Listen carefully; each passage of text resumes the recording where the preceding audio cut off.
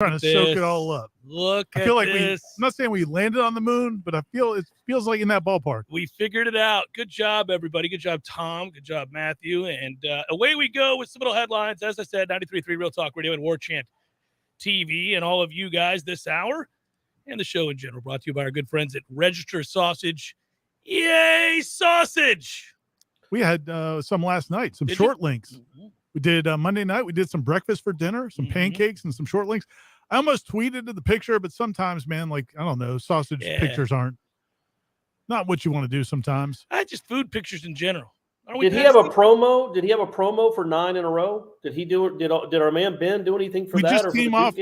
We just came off a promo for the soccer, I think, wasn't it? Wasn't that the most recent one? I think he touched on. I think I saw over the weekend perhaps a promo of some sort. We're doing a disservice to Register Sausage. I think Ben stepped up big for the 9 in a row, or at least there'd been mention about the possibility of capitalizing on a Platinum Bohica promo. Now, we don't know when the Platinum Bohica is going to happen. It could happen in the ACC tournament. Could happen, obviously, next season. It's a big deal to be on the precipice of a Platinum Bohica, which more on that in a moment. Yay, sausage. Yeah, tell everybody where to go. And if you, it's hard to keep the promos specials in line because there's been so many. Ben is so generous to his fellow Noles. That's what you do. And registermeats.com is the website if you want to have Register sausage delivered to you, or if you live in North Florida, over to Alabama, Northwest Florida, over to Jacksonville. The empire is expanding, and Ben's a Nole, and you need to support Register Sausage. Not just the fact that he's a Nole, it's the greatest sausage you can find.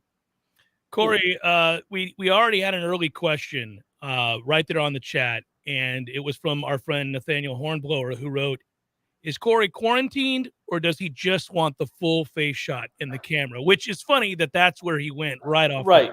Sure. We're trying to set ratings records with me getting my own camera just dedicated to my face. I'm in Atlanta doing some parenting for my son. So I'm up here for this week. Couldn't be there. But Ira doesn't like Zoom. He doesn't like the. So he and Jeff are in studio. I think it's going to work better, guys.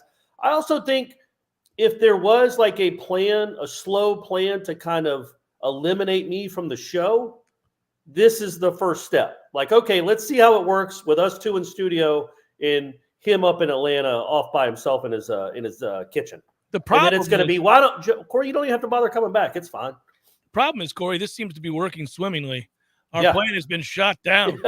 We're going to have to engineer some sort of technical snafu. We can't do it, Corey. Sorry, we're going to have to go at it alone. Well, the question is whether or not, since it's tomorrow, let's get into the content of the show here. Are you going to the Georgia Tech game, Florida State, Georgia Tech? I am. I'm going to do it a little different. So I'm getting a press pass. I'm gonna do the interviews from there. I'm gonna write a little bit from there, but I'm also going with Brady.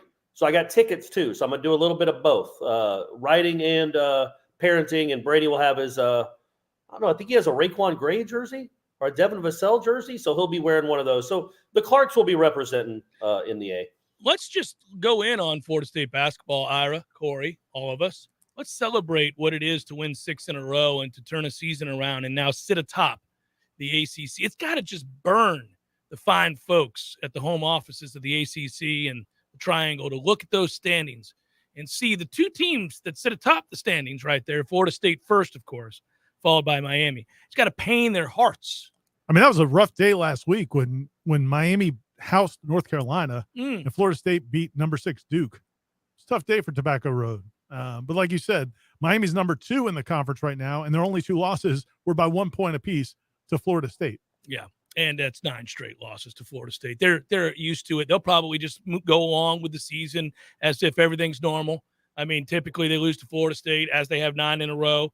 That shouldn't serve as too much of a hiccup for them. They're accustomed to losing to Florida State, whether it be dramatic, whether it be home or on the road, really doesn't matter. They typically lose to Florida State. So just another season of Miami basketball is all this is. Even with Mario Cristobal's big we'll get into it. Command performance. What did you think of that, Corey? Were you impressed by Mario? It seemed like he kind of got lost in the moment there for a little bit. It turned into a pro wrestling match.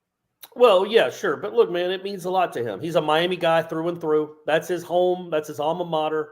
I wonder what Miami was like at basketball when he was there, when he was playing. Was that Leonard's days? Did they have a team or were they done? I mean, because that was early 80s, right? It might have been Leonard's days. Yeah. Ooh, I don't know. I think it was before Leonard's days. So last time we talked was before the Duke game. That was the last time we did our show. And I think what would your chances have been of Florida State not only beating Duke that night, but then going on the road and beating Miami the next day? Well, with UNF in between, which was a whole different ball game.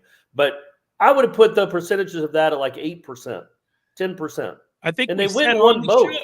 I think we said on the show 40 or 30%. I think that was for that game. I think that was just for the Duke game. I think I was thinking like 40 for Duke or 30 to 40 for Duke. But yeah, to come back and beat Miami a few days later, the way we saw, it's funny, just the way people see basketball. I've heard several people talk, including some people in the media, about how much taller Florida State is, and that like it's surprising Miami could even play with them. As if you just go sign a bunch of 7-foot guys, you're going to win every game.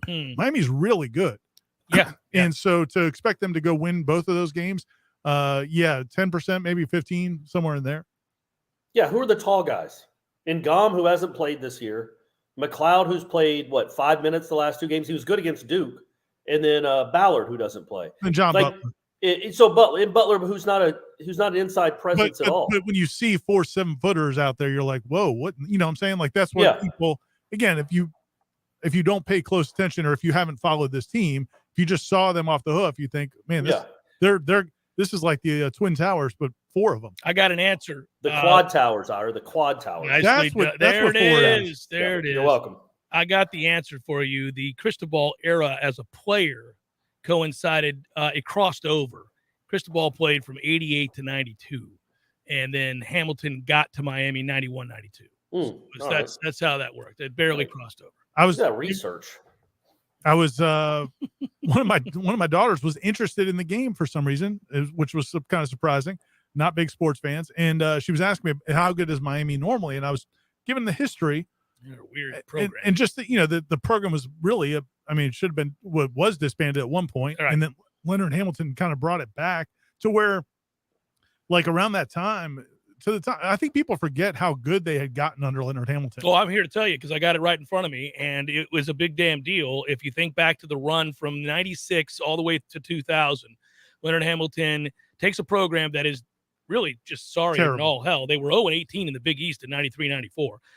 So we get past that. The next year they go 9-9, then 8-10, 9-9, and then boom, take off. They don't lose a road game in the Big East, which is insane. They go 15-3 and 13-3 respectively in 98, 99, 99, 2000. 23-win team, 18-win team, 23-win team. They also went to the Sweet 16. They also tied for first place in the Big East in 99, 2000. Big East. And that was when the Big East was it. For college basketball. Yeah, it was like the Allen Iverson, Ray Allen days almost. Like UConn. That was the year UConn won the national championship, was 99. Yeah, I mean, you're talking about Georgetown and Villanova. And, I mean, UConn. I mean, it was and Miami was Miami, who again was a joke. Like when I was in high school, Miami basketball was a joke. And then they go and they become the dominant program in the Big East, and then it comes to Florida State, and now here we are, where Florida State now over the last 4 years has become, really the best or second best program in the conference. I do want to answer the question that was asked about Mario Cristobal. Is he, looked like a buffoon, but that said, he also was very much in character and of Miami. That makes perfect sense. So like the rest of the free world views Mario Cristobal to be a buffoon in that moment. The Miami fan views him and goes, he's one of us, and celebrates at the top of his lungs, because that kind of clown show is the norm amongst Miami faithful. It's kind of the norm for the city, right? Like just people from Miami. Ira is sitting across from me, sir. I am still here. I mean, he is right here. Over the top, like ostentatious, tacky, like it kind of cocaine filled. It's just what the city is, Ira. Matthew, I think we're having some technical difficulties with the feed from Atlanta. But up here. But I mean, think about it in context of any other school. Like imagine if Jeff Collins had gone into the game Wednesday night and just turned into Hulk Hogan. And he's doing, and then or if I mean, very out of character Mac for Brown, all the North other Carolina, programs. It's just and it's also kind of, I don't know. I'm not gonna say it's insulting to basketball, but the basketball program doesn't need that. Miami's basketball program is better than the football program. Looking over there, like, hey man, what are we doing here? We're trying to play basketball. What have you done? Well, and that's the thing. When you think about Miami football, I was thinking about this the other day. Like, Miami basketball has not been good in recent years because, injuries and recruiting and some violations here or there. But over the But last 10 years, they've been they've been clearly a more relevant program in the conference than their football one. Miami's won a basketball title. Yeah, they've been to the postseason in games that mattered. And the football program, I don't know if you guys remember, has not won anything since they've been in the ACC. Not one thing. They won the Coastal Division once and then got, bum rushed by Clemson in Charlotte. Boat raced. Absolutely. Yeah. No, and that's something for those that proclaimed an all Canes conference upon their entry. That's a toughie. That's a toughie. Tom Lang and I sat here one day and had to scour the official records to find any title for Miami while in the ACC. You had the basketball one, which came to mind. And I think we found a track girls, maybe like a women's swimming, maybe women's or something. track. I think won one. Yeah, I think, and there might have been like a volleyball or a tennis or something briefly early on. But that's it. That's all. That's a wrap. That's a wrap. Not much to find there. So I'm just saying that's about it. Well, when I tweeted that thing the other day where Florida State has swept them now in basketball twice in the last calendar year, they've swept 4 games against them in basketball, 4 in baseball, and 1 in football against Miami. Florida State has not lost to Miami in any of the big 3 in the last calendar year. And then, a few people are like, oh, you got to throw in soccer too and tennis. And that's fair. We just keep going. But the problem was that Miami did win the volleyball. They did.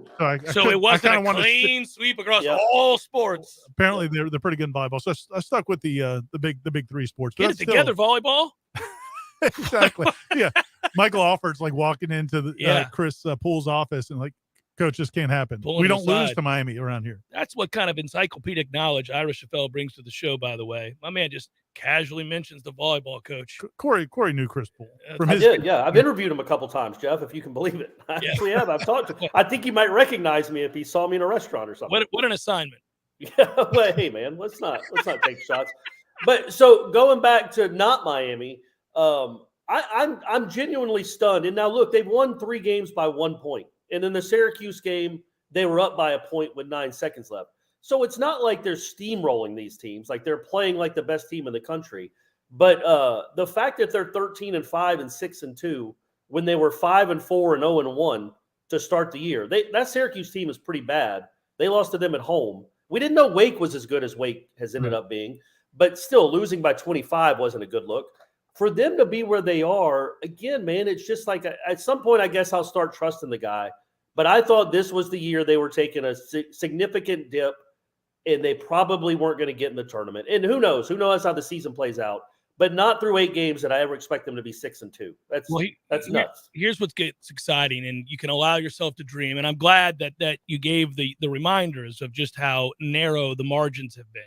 But if you look at this, it's right to maybe project an awfully good record in the ACC, a down ACC, but nonetheless, it's a transitional year for Florida State. You have Georgia Tech tomorrow night at 9. Now, there's something inside of me that says this game's going to be way too close. It feels like is what happens. Doesn't that feel like we're going to be sitting there at 10:15 tomorrow night going, what in the hell? Tied at 50, pissed off, nobody in that arena.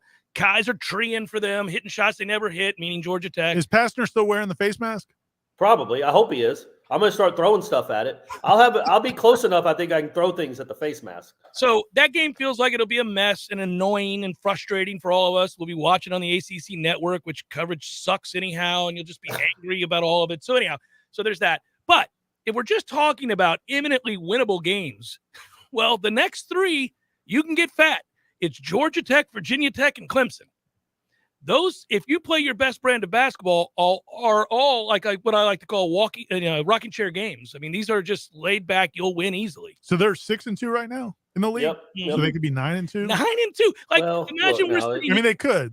2 road games in places they don't typically play that well. Well, I mean, Corey, it's Virginia Tech and Clemson.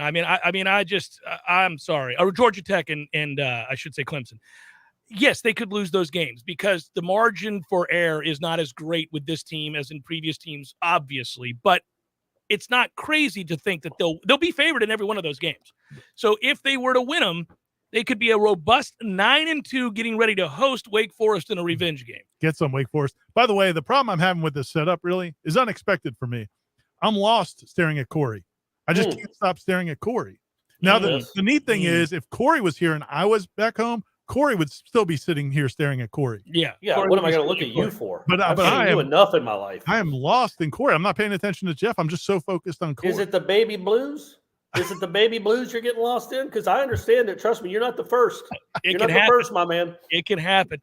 No, but that said, what if they are, like, just for fun, what if they're 9-2, 10-2? It's not crazy. Especially if the rest of the conference just keeps, banging into each other and everybody's like 6-4 or 5-5. I mean, there's not a lot of good teams. To your point, it's not a good ACC. There's some people who think it should only be maybe a 1 or 2 bid league, but I do think it's that to me that accentuates what Florida State and Leonard Hamilton are doing, because Florida State has as big of an excuse as anybody. The reason, Corey, you were saying earlier, we thought, okay, maybe this is going to be the year where they don't make the tournament, because they lost damn everybody from last year. Yeah. I mean, you knew you were losing Scotty Barnes, you knew you were losing a couple, but when Raekwon Gray and Balsa Koprivica leave, you're thinking, okay, this is going to be tough to rebound. You lost MJ Walker, you lost 4 or 5 of your top scorers and rebounders, and then to come back and be possibly 9-2 or 10-2, that's incredible. What Balsa could have been for this team this year. I mean, Balsa really is the one that I keep thinking about as he was rounding into form and playing a big man's game, who could also step out and hit that shot, and just the strength to rebound. I mean, we have bigs, but a lot of them have areas of weakness they're still working on. Balsa would have been. Well, he would have been the difference in those early games. Yeah. I'm not sure how that kid sleeps at night, knowing that he left his teammates in this program in the lurch. Yeah. lurch. I hope he's happy, man. I guess he is probably counting his money overseas somewhere. He's getting paid more wherever he's playing than he would have at Florida State, that's for sure. But what I'm interested in tomorrow night with this basketball team is, do they feel confident because they came off a big road win, or do they feel a little shell-shocked because of the near collapse in the second half? And does it carry over at all? How do they rebound from maybe the worst half they've played all season into another road game? The way Leonard Hamilton handled it, I think, was perfect. Sometimes after these games, man, we're all sitting there waiting for the Zoom press conference to start. Right. And sometimes, even after a win, sometimes Leonard will take 20, 25 minutes to talk to the team, and he's got a message he wants to send. Man, he was on the Zoom in like 5 minutes. And it basically, his message was, man, we played 4 games in 8 days. We were gassed. We were done in the second half. We didn't play smart, but we were also really tired. Now, let's take this win. Let's move on. So I don't think they were dwelling on that, and I think the players will respond to that message. I agree. I mean, listen, without overstating this, I mean, who are we? I know we're a very successful program, but in this transitional state, who are we to like poo-poo a win on the road against a really good basketball team? And who are we to look a win streak like this and second guess it? Who are we to say, well, that's a terrible second half. I can't believe you found a way to just narrowly win a game for the 3rd time in 5 days. No, man, those are wins. They count the same as if you win by 30 or 1. You won the game. Miami's the one who should be looking in the mirror. Miami's the one who's wondering how it is they just lost at home to a team who 11 days prior, they had to have felt the sting of agony of defeat, because that's a game they probably shouldn't have lost, and they did.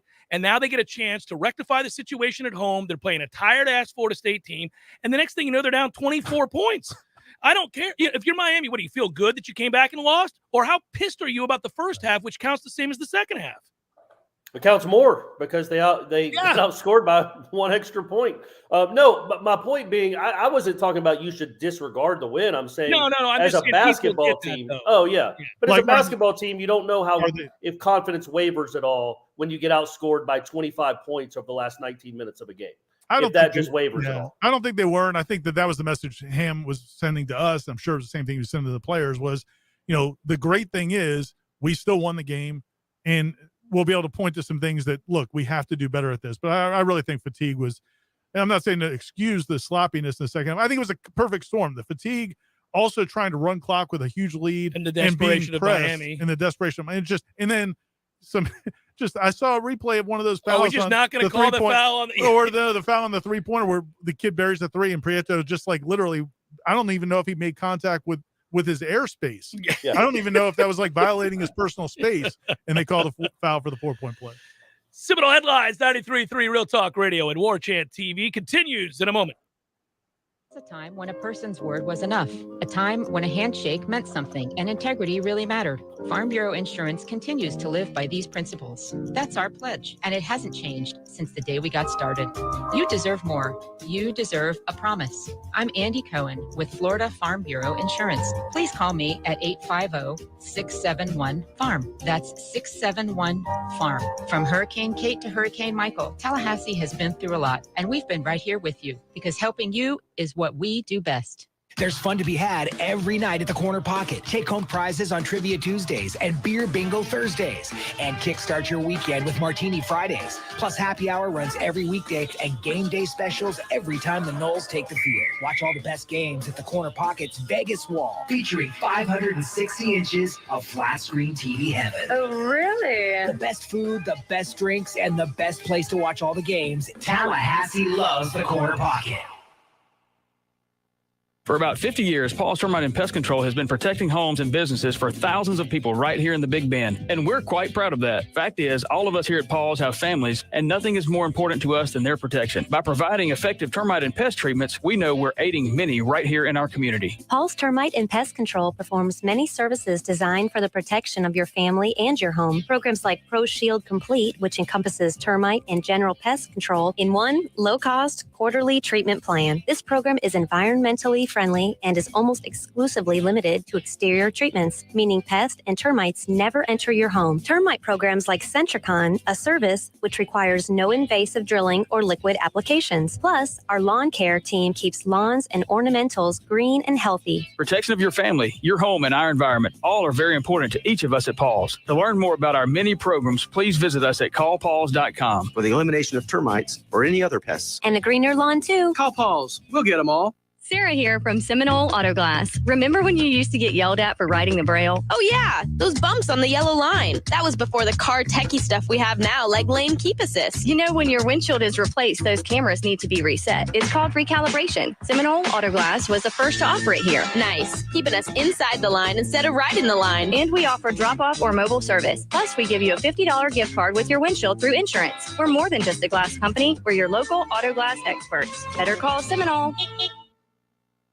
Stuck in an expensive timeshare contract and feel like there's no way out? I'm almost at $10,000 in 4 years. I've never traveled anywhere. They made this sound that this would be a really good deal, that I could go anywhere, anytime I wanted to. That never worked out. I'm Chuck McDowell, CEO of Wesley Financial Group. I've helped thousands of people get rid of their timeshares. I know all the tricks because I'm embarrassed to say I once worked in the timeshare industry. We've saved suffering timeshare owners millions in debt and maintenance fees. When you're approved as a client, I guarantee you a 100% success rate. We'll get you out of your timeshare, eliminate your payments, and get them off of your back permanently. I honestly would recommend that you call Wesley Financial. They will help you. Call Wesley Financial Group now for your free information kit. If they can't get you out of your timeshare, you'll pay nothing. Call 800-600-9595. 800-600-9595. That's 800-600-9595.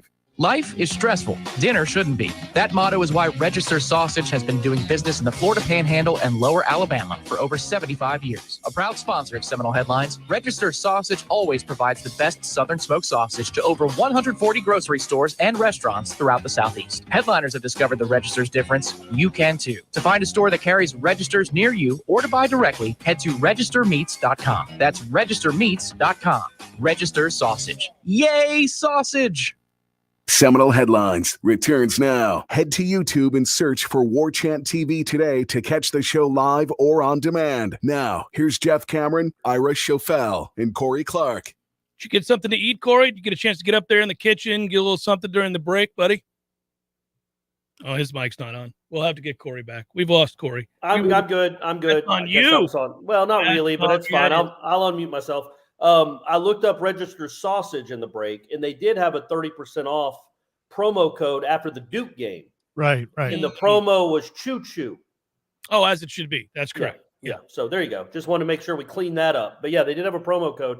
I feel like he missed an opportunity with 9 straight wins, but you can't just be can't be throwing promo codes out there every 3 days every time this basketball team wins. You think he'll go with Bohica if they get buddy, now that'll be controversial. I hope not. I'll be honest. I hope not. I hope he doesn't do that.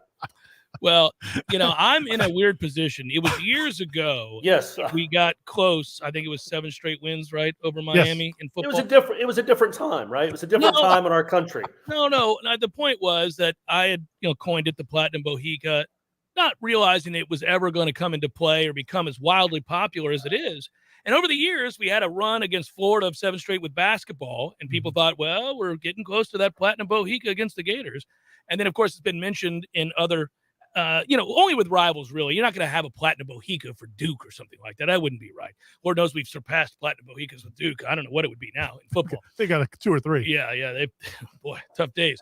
But so the point would be, now I'm frequently asked exactly what the trophy, the presentation looks like. And it gets uncomfortable, gets a little uncomfortable because Tom and I did come up with many years ago a Platinum Bohica to give to those that the recipients of. I'll go ahead and say I don't want to be affiliated with that in any way. Corey's uncomfortable. I have to tell you, I think it would be probably a way to elevate our status. Yes, sure. Across the country. I think it would make news if I walked onto the court with the Platinum Bohica. Coach Ncaa, I have something. Coach, and then the police would be whisking me away, and people would be yelling, "That's Warchant's own Jeff Cameron," and they would be taking me away, and then that would make Sports Center, and but there would be a heroification involved in all that. I mean, Warchant would be elevated yet again. Corey, did you get a dog? No, that's my chair squeaking. Sorry. Okay. I thought, man, this is big news. Corey got a pet. When's the last time you had kidding me? Of course. No. Did you have a pet when you were growing up? Anything, a hamster or anything? When I was 5, we had a dog that got hit by a car, and then after that, we said, what's the point of this? You've That's been too much scarred anguish. for life. You've been scarred for life. Yep. Yeah, that's a toughie. All right. Anyhow, so yeah, we're close. We're close to a Platinum Bohica. I don't know. I don't want to get arrested, but I would for the cause. In terms of delivering the Platinum Bohica. You guys, I didn't get a chance, but you and Ira both did to take a look at the transfers. Tatum Bethune, Bless Harris, what you know about Bless Harris, Caden Lyles, all speaking to the assembled press there and having their little digital press conferences. Let's go through it. Let's start with Tatum Bethune, the linebacker from UCF, who, plug and play, I do believe, is a guy that comes in and has been ultra productive in a position of great need. I'm excited. What were your thoughts on his demeanor, his mindset, his outset? Yeah, Corey, as you disparage the fine city of Miami, what did you think of Tatum Bethune, who seemed like a good dude?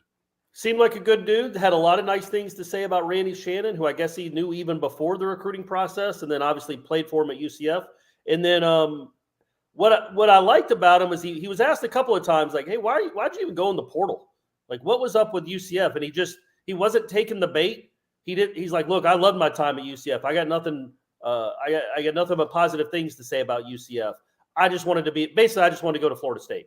I don't know if he was basically said, like, I wanted to go to like a real football school. No offense, UCF fans. Especially not after these last few years. But yeah, hey, come on. Still, what does that say? Their leading tackler leaves to go to a place that has had a winning season in 5 years. And he stuck it through the coaching change. Like Gus Malzahn comes in last year, you would understand it maybe more if he transferred right away. Like I don't want a new coaching staff. But he waited till after their first season, and they ended their season pretty well. I mean, nice win over the Gators. And he went in the portal. And as you were saying, Randy Shannon recruited him to UCF, recruited him to Florida State when Randy Shannon got promoted to linebackers coach here and co-defensive coordinator. But he actually they did have a relationship back when he was growing up in Miami. And man, the Miami football community is, especially at that level, is pretty tight knit. You wouldn't think for such a big city, but like, you know, the all those guys know each other because they play in the same like youth leagues. And so especially the top players. And so he's known Randy Shannon since he was a kid. He said if his car broke down, Randy Shannon would be the first person he called, which I thought was kind of funny. He wouldn't. Is that allowed? There's no rules. Oh, okay. What are you talking about? You're adhering to rules that haven't existed in years. Randy Shannon's allowed to go out and bring him a new vehicle. I was going to say, Randy could show up with a new car stacked with weed if he wanted it, and cash and steroids, which I hope he does. And the NCAA would be like, oh, cool. I'd go, oh, cool. That's what we're doing. All right, let's get to winning. The other two offensive linemen who talked, as you said, Caden Lyles and Bless Harris, I think people might be, I don't know, man. Do you think people are more interested in a linebacker who had 100-plus tackles or two offensive linemen given Florida State's offensive line history? I agree with you. I understand why you would side with offensive line there, but, man, I've been desperate at linebacker. And I do think Caden Lyles projects as a starter, Bless Harris as a backup. But yeah, hey, listen, adding to the offensive line is something to celebrate. Just maybe equal to that of Tatum Bethune at the linebacker position. But, and I'll say this about Caden Lyles. He's a no-nonsense dude. If you go watch that video up on our site, that's on this site that you're watching right now, if you're listening, Warchant.com, or the Warchant channel on YouTube. He is not one for a lot of laughs. He is a straightforward, straight shooter, which, look, it's not his job to come in and, like, put on a skit for us. I was going to say. He answered the questions he was asked. But you can tell he's built a little differently. He's a pretty serious dude. Which is good news. And I also thought, going back to the linebacker Bethune, I never heard anybody say this before. He's like, look, I talk a lot. He goes, on the field, I'm the last person to put in my mouthpiece before the play, because he's either talking to the other team or he's talking to his teammates about where to be. I really do think, and you can interpret it either way, but I really do think he was talking about talking to his teammates. And man, yeah. Communication is so important. And I think that's one of the things they were pleased with, last season, that they got a little bit better in that area, was guys talking on the field. Because if you go back to 2 years ago, those guys didn't never talk on the field because none of them knew what they were doing. It really makes no sense either, because at the lowest, and that's what's frustrating. That's why you grow and get better as a program, and you see players get better. But I can tell you, dating all the way back to Pee Wee football, I mean, you have coaches who will say boldly, if you're not sure, I don't care who hears it, tell everybody your assignment, because if it's wrong, somebody can correct you. And it doesn't matter if the guy across from you knows it. He's physically got to win. So it doesn't really matter. I mean, I remember our offensive line coach telling people, point out, I've got 54. It doesn't really matter. I mean, listen, you've got to know what you're doing. I mean, everybody's going to have to win their battles physically either way. It's not like that guy's going to be like, oh, he's blocking me. Let me run this way. Yeah, no, he's got something else he's got to do too. Ain't nobody worried about that. But Kalen DeLoach got a lot of credit last year from Adam Fuller for being a vocal guy. And it stood out to your guys' point, that the fact that it stood out that Kalen DeLoach was vocal was not a good thing. You need vocal guys, and he's one of them. And especially I think on defense. Yeah. No, I think it's a big deal. And he's I don't know, man. I just don't think you can have 100+ tackles without having some instincts and understanding football in a way that maybe we haven't seen around here very often the last few years. Yeah, it'd also be cool to have two linebackers that are like alphas, which it seems like Kalen kind of turned into one, and this kid definitely seems like one. I don't think he's worried about coming into a new environment or not, and trying to wait his turn. He seems like a guy that's willing to be a leader right now, and they need him. They got those two guys. They'll have Jamie Robinson. There's a few other guys. All of a sudden, you're starting to have a defense that's not full of betas. It's full of alphas.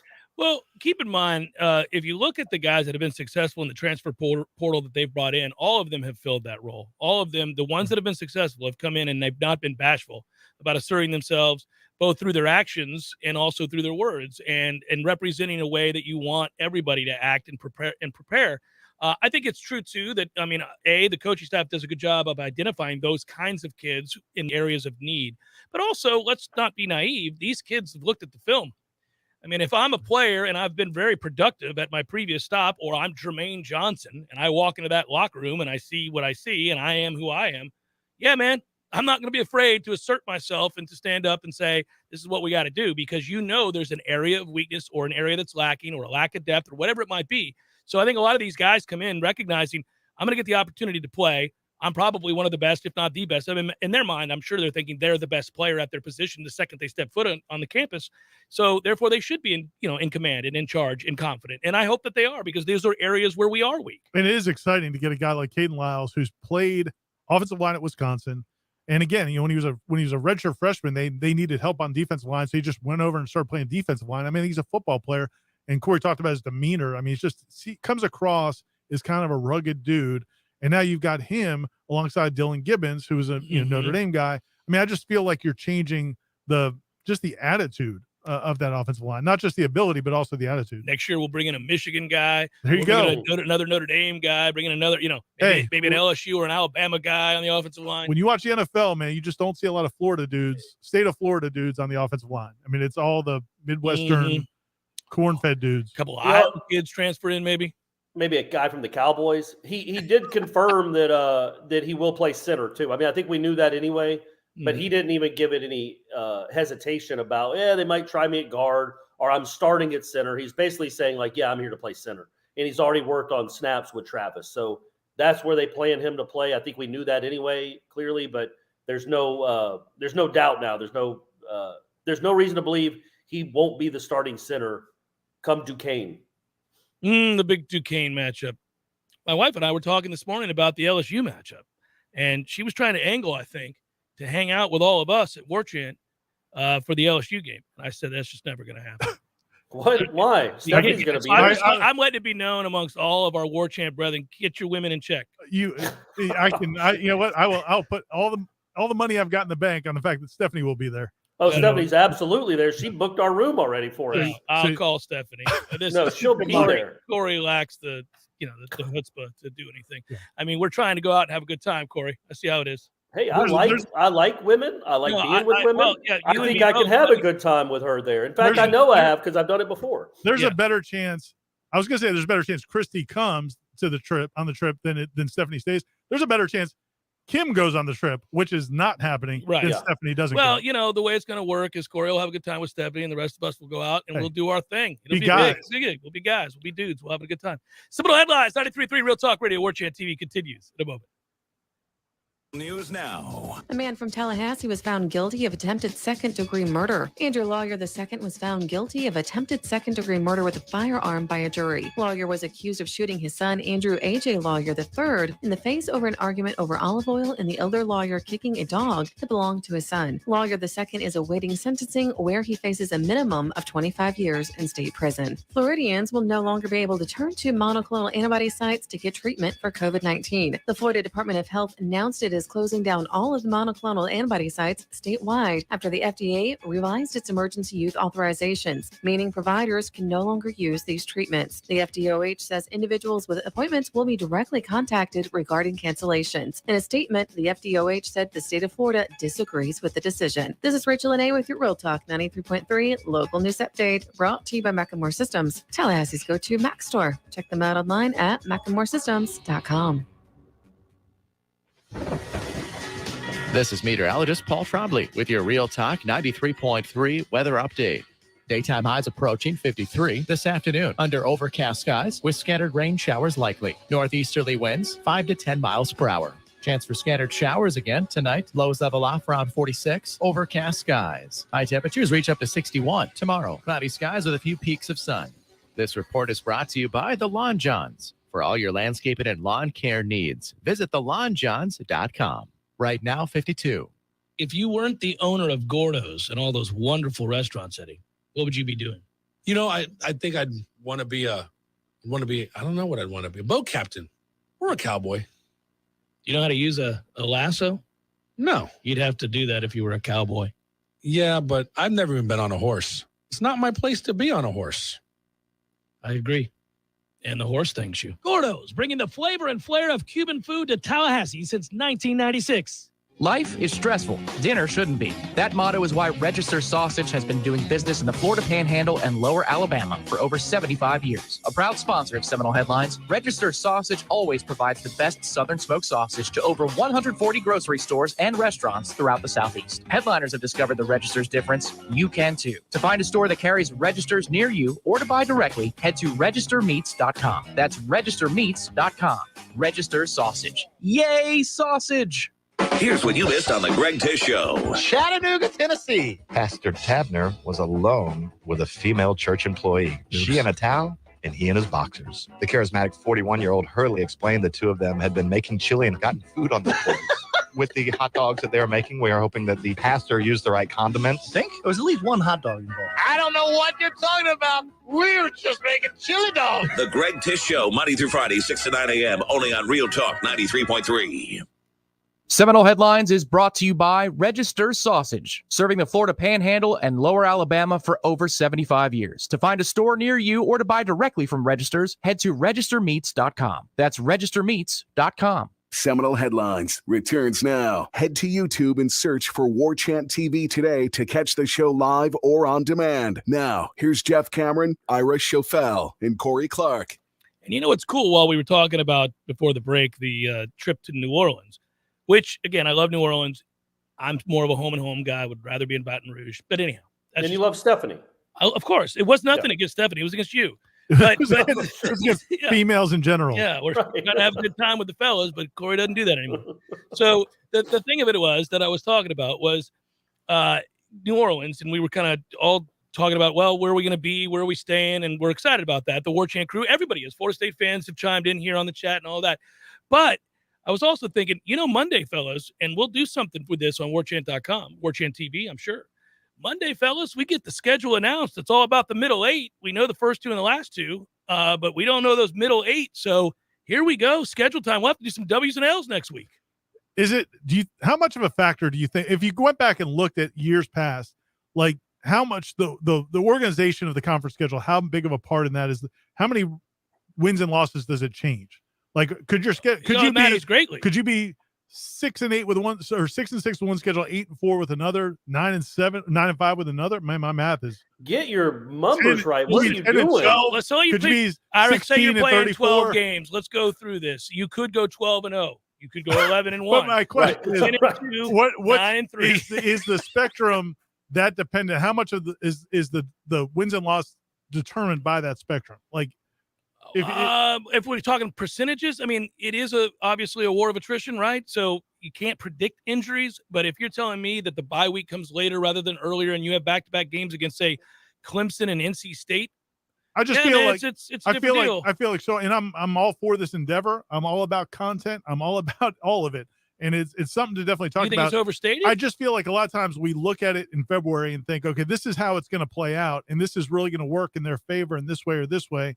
A lot of times it doesn't really work out that way. Well, you can look at the last season. Last season, we thought, okay, they got to make some hay in the first month. Yeah, exactly. Because they got that really tough stretch, and then they were terrible in the first month, maybe the worst team in Power 5. And then they go out and have a nice stretch after that against the tougher portion of the schedule. I think it could swing one win or another. Like Jeff said, like if you have to follow up, if you play Clemson right before Florida, well, that's tough. The ACC didn't do you any favors there. Right. But overall, you got to play you got to play these teams anyway. It's not like you don't know who you're playing. They can be stacked in a way that's convenient, or maybe you're not on the road for a month. But yeah, man, it might swing at one win, maybe. Yes, and again, not able to predict injury and all that makes this a movie. Jeff, would you say that Florida State's looking at like a 10-8 season, or maybe 12-9, or 6-16? We're not sure. Just some numbers. There's it's like an NFL schedule. They're 9-8. Yeah. According to Ira, it's like what? So listen. I mean, not that this would happen. But if you took Clemson and you had that game followed by a road game at NC State, followed by a road game at Miami with no breaks, yeah, man, that's a problem. I think the biggest problem is if you've got a team that you probably should beat on the road after a physical game. Like that's probably the worst case scenario. Like you're say, for example, next year, would they go to Louisville, right? Yeah, they do go to Louisville. Yeah, that's a game. I think Florida State is probably better. I feel like Florida State's going to be better this year than Louisville. But if they're coming off of a really tough game or a stretch of 2 or 3 really tough games, that's one of then those maybe games that's one game that you. It's so funny, man. It's crazy. We're such creatures of habit. We love football, and we grew up loving football and all the pageantry and everything involved. When you just pull up FB schedules and you do 2022 or 2023. How excited do you get just seeing the damn helmets next to the names of the schools? It's crazy. Like, because in your mind, you're ordering them the way you'd want them as soon as you see them. Like, that on Saturday, November the 19th, you're going to be playing Louisiana, the Raging Cajuns. On Saturday, November the 26th, you're going to be playing Florida. So you can't really mess with that. As Corey mentioned, the big Duquesne matchup is on August the 27th. The following week, on September the 4th, you'll be at Mercedes-Benz Superdome, New Orleans, to take on LSU. Then you get all those other games, and you're going, let's move this here. I like this here. I'd like to do this here. It's a little game of like, ideally, all of these would be right where I slate them. But, of course, it doesn't work out that way. But it's just a fun exercise. The best was talking to people inside the program when the schedules would come out when Jimbo was here. Oh, yeah. Because the process, because the way the process works is you can make requests. Yeah, exactly. So then they'll give you'll make your initial requests. Like Corey said, Clemson before Florida, or you said that that'll never happen. No, it won't happen. But they'll you make some requests you have early on, then they'll send you a version. Then you kind of say, I don't like this. They never like them. Or can we trade this or that? Hey, if we do this, will you do that? But apparently, man, with Jimbo, as you can imagine, and I'm sure most coaches. I think it's all coaches. Most coaches. They see some Jimbo sort to a different level. Jimbo, he was I want to play hard the to interview. please. I want to play the interview. I have it still of me going over the schedule with Jimbo when it came out, and we were off record, and he's telling me how bad they just got effed. And I'm explaining to him, well, there's a 4-game stretch there, Coach, where we're going to be favored by more than double digits in each of those games. And then you got a bye week before you play Miami. And he's like, well, Jeff, you're not thinking about. And then he goes through with all of the counters to that. And I'm like, okay, show me another schedule that is any better than this. But they all think it's, you think there was ever a time where Jimbo saw the ACC schedule they gave him and it's like, boys, they did it. This is perfect. This is I can't believe how much they like us. I was going to say, though, do you think it would be crazy to me if what's the guy's name at Duke that's the head coach, the DC from A&M who just got the head coaching job? Elko. Does Elko have the same say as Dabo? No. Do they care at all what Elko says, or are they just go and be homecoming for all these teams? They've got to give him respect as a conference member. Everybody, there's a number. I don't know if it's 2 or 3 that you get to kind of cross off. Yeah, you can kind of 2 or 3 vetoes, I guess. It's like jury selection, right? Yeah, exactly. Okay. But then beyond that, yeah, man, I'm sure Dabo's got more juice, just like I'm sure Jimbo did when he was rolling. Just like I'm thinking, Norvell will have very soon. Well, you'd assume Florida State will, as a school, maybe have a little bit more juice. But yeah, it's for the most part, it's pretty standard. Seminole Headlines, 93.3 Real Talk Radio, Warchant TV continues in a moment. Hi, I'm Jeff, founder of Which Superior Sandwiches, and I'm here to tell you about our signature Which, the Wicked. Why call it the Wicked? Some say it's wicked tasty, some say it's wicked large. One thing's for sure, with oven-roasted turkey, ham, pepperoni, roast beef, and bacon, as well as your choice of 3 cheeses, it definitely takes you from wicked hungry to wicked happy in just a few wicked good bites, only at Which Superior Sandwiches. On Wednesday, the Wicked is just $5. 5 meats, 3 cheeses, $5.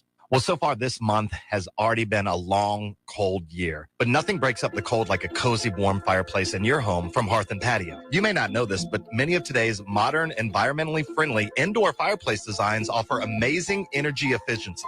And when you get a new fireplace installed by Hearth and Patio, they will also service the equipment to make sure it lasts for years to come. Something else you may not know, Hearth and Patio can also repair your existing fireplace.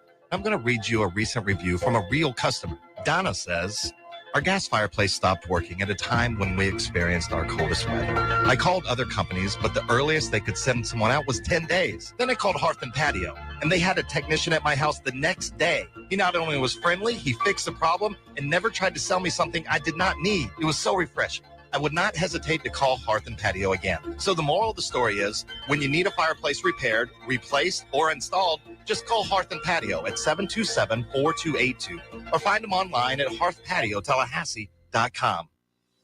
When you are approaching retirement, there are a lot of questions to answer. Do you have enough money to fund your income for life? How should you claim Social Security? And what's your plan for health care and long-term care? Pete Tyson and Preservation Financial Group are here to help you preserve your retirement. The team at Preservation Financial Group can help you get organized, guide you through critical retirement decisions, and create a comprehensive income plan designed around your needs. Don't leave your retirement to chance. It's crucial to understand and address relevant risk before you retire. To schedule a free, no-obligation consultation, reach out to Pete Tyson and Preservation Financial Group today. 850-523-6118. That's 850-523-6118. Or visit them online at preservationfinancialgroup.com. Many orthodontists in Tallahassee can straighten a smile, but at Birch Orthodontics, they're dedicated to providing the finest care possible. The experienced and friendly staff is trained in all of the latest techniques. So whether you need standard treatment like braces or Invisalign, or you have a more complicated case requiring extra attention, Birch Orthodontics is here for you. Set up your free consultation today by visiting birchorthodontics.com, BURCH orthodontics.com, or call 850-877-1692. At Birch Orthodontics, they create beautiful smiles that last a lifetime. Seminole Headlines returns now. Head to YouTube and search for Warchant TV today to catch the show live or on demand. Now, here's Jeff Cameron, Ira Schofel, and Corey Clark. I was taking a little sneak peek during the break of questions for next hour, both from Facebook and Twitter. And I'm just always buoyed and encouraged by the transition. When we go from the wringing of the hands and the nervousness surrounding Florida State basketball after a rocky start to the over-the-top Final Four bound type questions for FSU basketball. I know it's somewhere in between, but it's good. Everybody's caught the fever again. Everybody's pumped. Everybody's ready to discuss that. And soon, guys, some of these questions will feature FSU baseball. It is weird, man. Like I was just, I wrote that column yesterday about Florida State and the new bloods and Coach Ham and the program. And some of the responses, I'm always taken aback by the people who are like, well, let me know when we win a title, or it would be nice to win a title, or let's, tell me when we get to the Final Four. And it's like, man, if that's the standard basketball, that's what I'm saying. If the college basketball tournament doesn't work that way, I mean, you can't, if football teams had to play six, I mean, maybe we're going that way. Yeah. But it's just a totally different sport. You can't. Well, you would never get to enjoy program. a season. You'd never enjoy a season. Well, you just can't judge a program, especially a program like Florida State, is if whether or not you won a national title. Yeah, you want to win one. They do too. And who knows? They may have won one the year it got canceled. Yes. We'll never know. That's most unfortunate, and all we're left to do is speculate. But can you imagine going into any season? Like in football, there's far fewer games. Right. But if you're talking about college basketball, I mean, what are you not going to watch the regular season? Because what's it matter? I mean, what's the point? It's similar to what Mike Martin dealt with, I guess. Yeah, but he was more established, right? Like they were one of the best programs in the country for 35 years and had every right to be. Like Leonard Hamilton has this program in a better place than it's ever been. But even like better than Indiana. They've been a better program the last 10 years than a place like Indiana, which is just nuts. Then Florida, which has won 2 national titles. Like the last 5-6 years, they've been one of the top 15 programs in the country, which is just not something you would have ever expected here. You knew it could happen like in a flash, like for a season, but to be consistently good for half a decade, consistently elite almost for half a decade is really a testament to what he's built, because I didn't know that was possible 15 years ago or 8 years ago. Speaking of Indiana, guys, since you guys are both kind of anti-court storming, I thought it was kind of fitting. That got all twisted. I thought it was kind of fitting that Indiana stormed the court like 2 or 3 days after Florida State stormed the court. Desperation in Indiana. If Indiana can storm the court as a program, Florida State can still storm courts. Nobody at Indiana should be storming courts either. But what I said, and it got taken out of context, everybody flipped out. I wasn't angry. Nobody was angry. I was not sitting over there going, oh, you can't do it. I'm saying, guys, it's beneath us. It's beneath us. Florida State as a program has been better than Duke 3 of the last 5 years, period. They finished higher in the standings than Duke 3 of the last 5 years. They beat ranked teams here on the regular. It's not shocking. It's not stunning to see Florida State win at home. I think, what's the Gotti record? 83-5? I think is the context of this season and the way it started and the fact that 2 weeks earlier they got blown out by Wake Forest, right?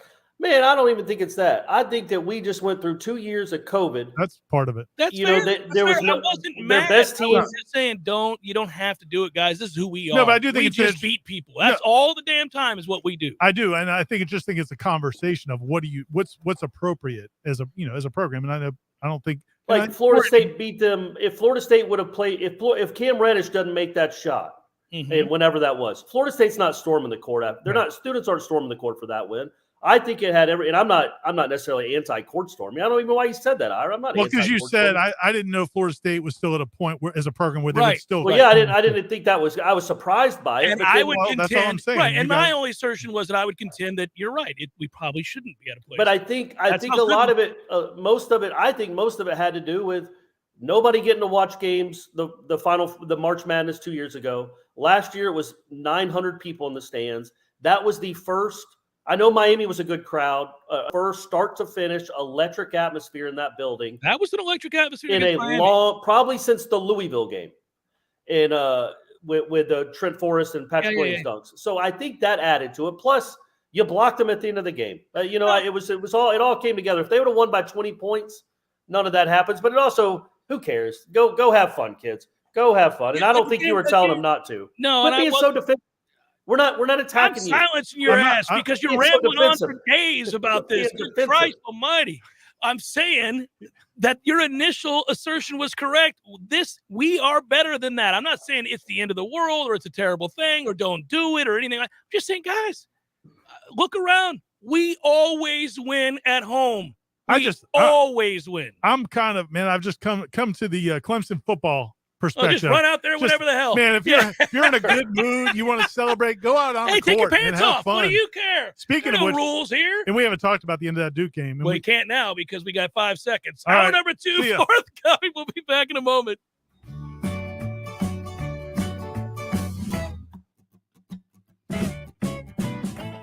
Coming up next, more of the Jeff Cameron Show. Live and local on Real Talk 93.3. WVFT. Greta, Tallahassee.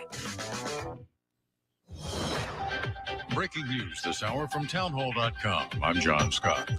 National Security Correspondent Lolita Baldor reports 8,500 U.S.-based troops are being put on alert for possible deployment to NATO territory in Eastern Europe. Most of those troops would deploy as part of NATO's response force. So these 8,500 would go to Europe, largely to NATO allies that are in the region surrounding Ukraine. These are not forces that are going to deploy to Ukraine. Meanwhile, Ukraine's leaders seeking to reassure the nation that an invasion from neighboring Russia is not imminent. Those comments come even as officials acknowledge the threat is real and are prepared to accept a shipment of American military equipment to shore up their defenses. Russia has denied it's planning an assault, but it has massed an estimated 100,000 troops near Ukraine in recent weeks, leading the US and its NATO allies to rush to prepare for a possible war. Several rounds of high-stakes diplomacy last week failed to yield any breakthroughs. NATO says it's bolstering its deterrence in the Baltic Sea region, while the US has ordered 8,500 troops on higher alert. I'm Charles de Ledesma. Also at townhall.com, the International Monetary Fund slashing its forecast for the world economy in 2022. The U.S. is the world's largest economy, and the IMF predicted just a few months ago it would grow 5.2% in 2022. Now, the IMF is downgrading that estimate to 4%. It expects the world economy as a whole to do a little better, 4.4% in 2022. But that's down from the prediction of 4.9%. Blamed COVID, higher energy prices, and an uptick in inflation, among other things. I'm Rita Foley. More on these stories at townhall.com. Your pets have the same energy they used to? Do they have problems with itching, scratching, a dull coat, or goopy ears? Then your pets need Dinovite. DINOVITE.com. For over 20 years, pet owners have trusted Dinovite to supplement their pet's diet. We started Dinovite, and in our first box, we noticed a difference. Dinovite is an all-natural daily supplement made from whole foods that help support your pet's immune system, digestion, skin, and coat. Within 3 weeks, he's not scratching and itching, and he's an all-around happier dog. Today's commercial pet foods are processed at high temperatures, which bakes out all the essential goodness. These processed foods can lack the essential vitamins, enzymes, and probiotics that contribute to overall good health. Adding a scoop of Dinovite to your pet's food bowl is the answer. If you love your pets as much as I do, you'll want to do what's best for them to live long, healthy, happy lives. I have 2 cats and 2 dogs. All 4 of them are on the Dinovite. You won't believe how happy your dog will be. DINOVITE.com. If you weren't the owner of Gordo's and all those wonderful restaurants, Eddie, what would you be doing? You know, I think I'd want to be I don't know what I'd want to be. A boat captain or a cowboy. You know how to use a lasso? No. You'd have to do that if you were a cowboy. Yeah, but I've never even been on a horse. It's not my place to be on a horse. I agree. And the horse thanks you. Gordo's, bringing the flavor and flair of Cuban food to Tallahassee since 1996. Live and living color and totally free. Subscribe to Warchant TV on YouTube, the digital home of Warchant.com. From the practice field to pregame and the phone calls afterwards, Warchant's YouTube channel is home to live programming like Seminole Headlines, Wake Up Warchant, The Jeff Cameron Show, as well as Trench Talk, a live Q&A with Noles offensive lineman Devontae Love-Taylor. Just search Warchant on YouTube and click or tap the subscribe button. That's it. It's totally free. Warchant TV on YouTube. Just another reason we're the ultimate Seminole sports source. It's time for Seminole Headlines, featuring Warchant.com's Jeff Cameron, managing editor Ira Schofel, and senior writer Corey Clark. Your weekly dose of all things FSU, pistols, and pies starts right now. Here's Jeff Cameron. Hour number 2, Seminole Headlines, 93.3 Real Talk Radio and Warchant TV. Time for headliner questions. Great to be with you as always. We appreciate you guys. Birch Orthodontics, the sponsor for the hour, co-sponsor of the show with Register Sausage and the entire show. It's not just an hour; it's the whole thing. And I think I have a scheduled appointment, as I am wont to do these days, with Birch Orthodontics for not next week, but the week after. It's always on the calendar, buddy. Your ride or die orthodontics. It's my ride or die orthodontics, and I've got an appointment, which I don't want to get too much into her personal life, with her husband. Okay. For what he does, and my kid being in 8th grade and all that stuff. So the I was thinking about, like, I think this is the time of year where I need to go have a football chat with Dr. Birch, because she's got strong opinions. Well, I think she's probably feeling better. The nice thing, the interesting thing about our relationship with Dr. Birch is, back in the old days, like when my kids were going to Birch Orthodontics for the best orthodontic care in the world, universe, was I probably did more of the talking, and she would do the listening, and she's like, it shows some respect to me. The last few times, it's like, no, man, I'm not hearing your nonsense. Yeah. I don't believe that kid can play. I don't believe that coaching Why staff would can I? coach. You've steered me wrong every year for the last 5. So I need to go, and I need to hear. I need to get the expert advice from Dr. Birch, which you can get as well if your kids are going to Birch Orthodontics for their orthodontic work. Also ask for a little football What consultation. are your thoughts on the season upcoming, Dr. Birch? You got any thoughts on that team? That's what you're missing, Corey. I can't wait to meet her. I thought you met her at the big. I know. I was joking. We actually had a great talk. I like her a lot. I wish I'd seen her since. Not in a weird way. She's just a fun person. Hey, sorry. Let's get on to questions. Let's get to the questions. That got weird in a hurry. Yeah, man. Has she not returned your calls, weird. Corey? It's weird how those moments usually occur when Corey talks. Sorry. Well, maybe she'll go to New Orleans with me. My favorite part about that was that as you said it, I could hear the regret in your voice. I was like, what am I saying? I'm just talking to talk. Yeah. It's the beauty of Corey Clark. Here we go. Michael writes, hearing his dulcet tones over playoff weekend made me remember it's Jim Nantz season. NFL playoffs, PGA events, March Madness, the Masters. My man is living the dream. Unrelated, how would each of you pose for a portrait of yourself hanging over your own fireplace? Jeff, yours is obviously a portrait of you laying on a rug of your own face. Corey, Ira, how about you? I mean, I would probably do like my back to the camera or my back to the painter, but kind of peering back over my shoulder, like looking at you. No shirt? Of course, no shirt. Okay. Are you kidding? Yeah. Sorry. So you see all the hair. And I'm just kind of peering back over my shoulder at you. I think people would like to walk into something like that. I'm glad he brought that up, because anytime I hear Jim Nantz, of course, all I think about is him having a portrait of himself in his house. Other than you being with your wife or your family in that portrait, like, is there a way, or your girlfriend, is there a way to have a portrait of yourself in your house? No. I mean, there's no possible way. No. What if you had some magical, or you with a dog that you loved when you were young or something? And that one dog you had when you were 5. But then you're Corey. a kid in the picture. That's not so bad. There's got to be a scenario where you can have a painting. Well, Jim of Nantz yourself. will tell you there's a scenario by which you just have to be Jim Nantz. And you can, by all means, have a portrait of yourself for all the accomplishments in the broadcasting world. That's it. That's all. If you're a painter, when somebody asks you to do a painting of just them to hang in their house, You charge them an excessive amount because clearly they'll pay it. If I got somebody to paint a portrait of me and of me doing what I just said, and when I gave it to you, one of you as a gift, I would put it up.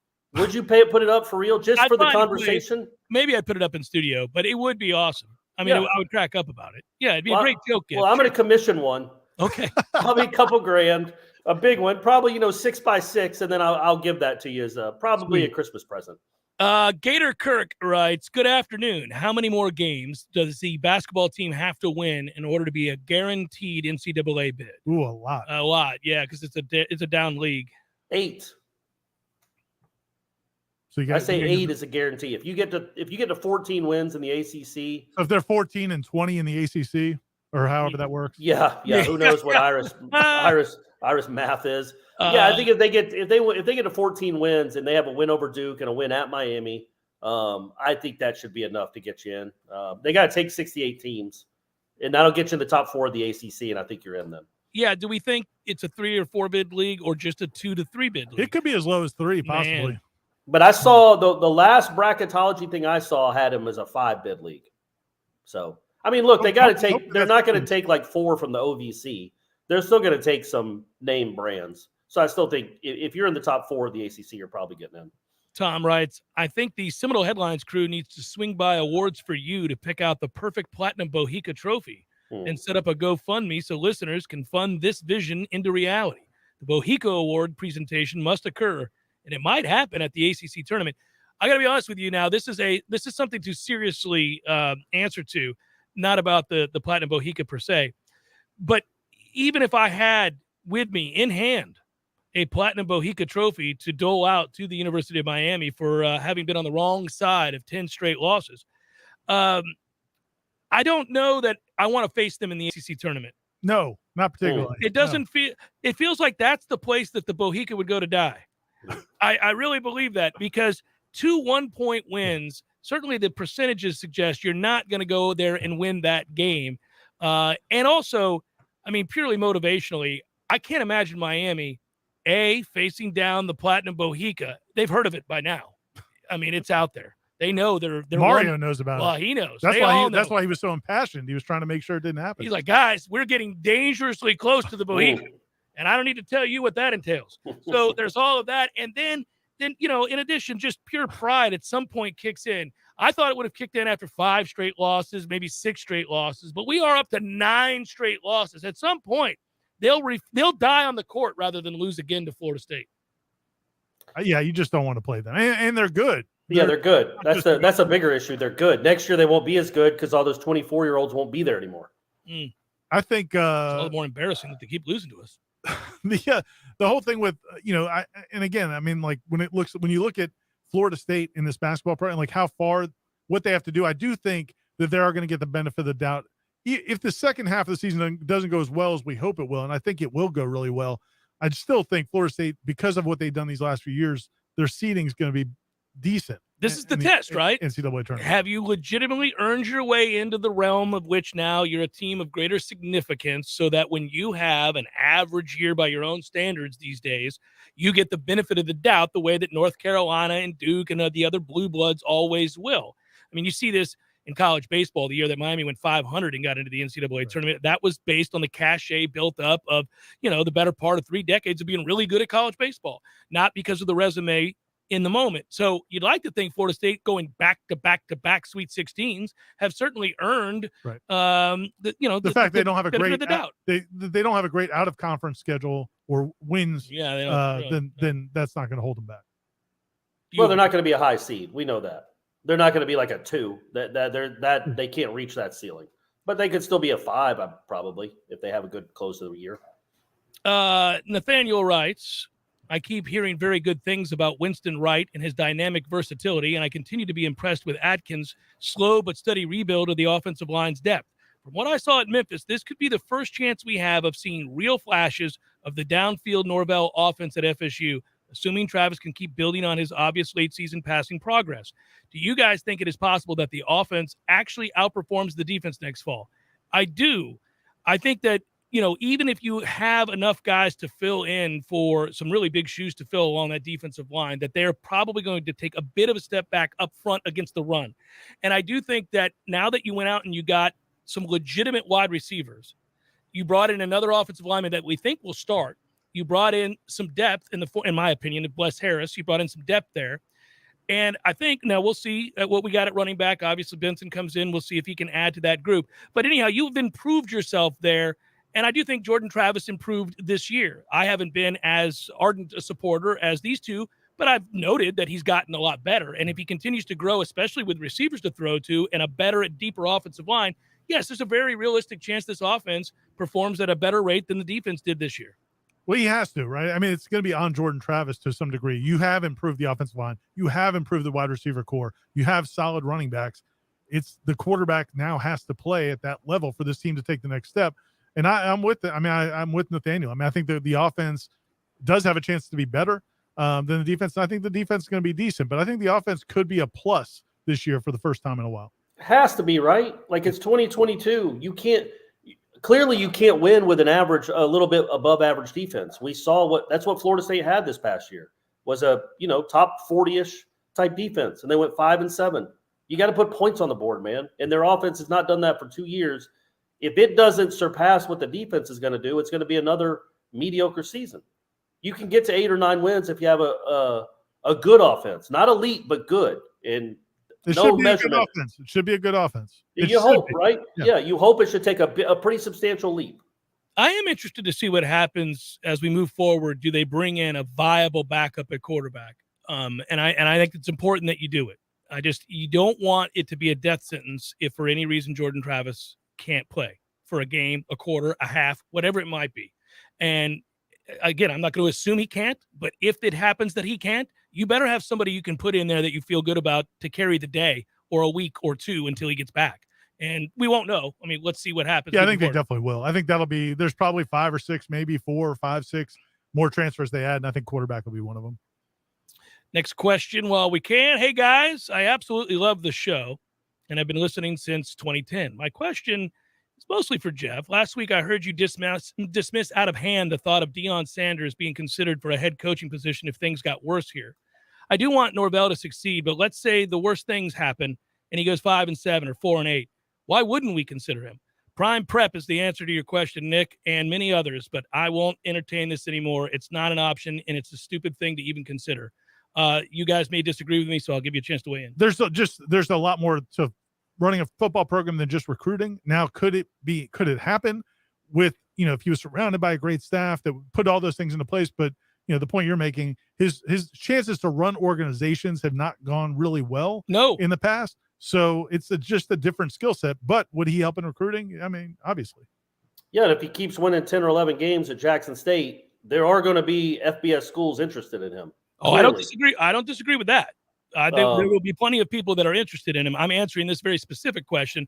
Go read a story, February 2nd, 2016, the spectacular collapse of Deion Sanders prime prep, and that's all you need to read.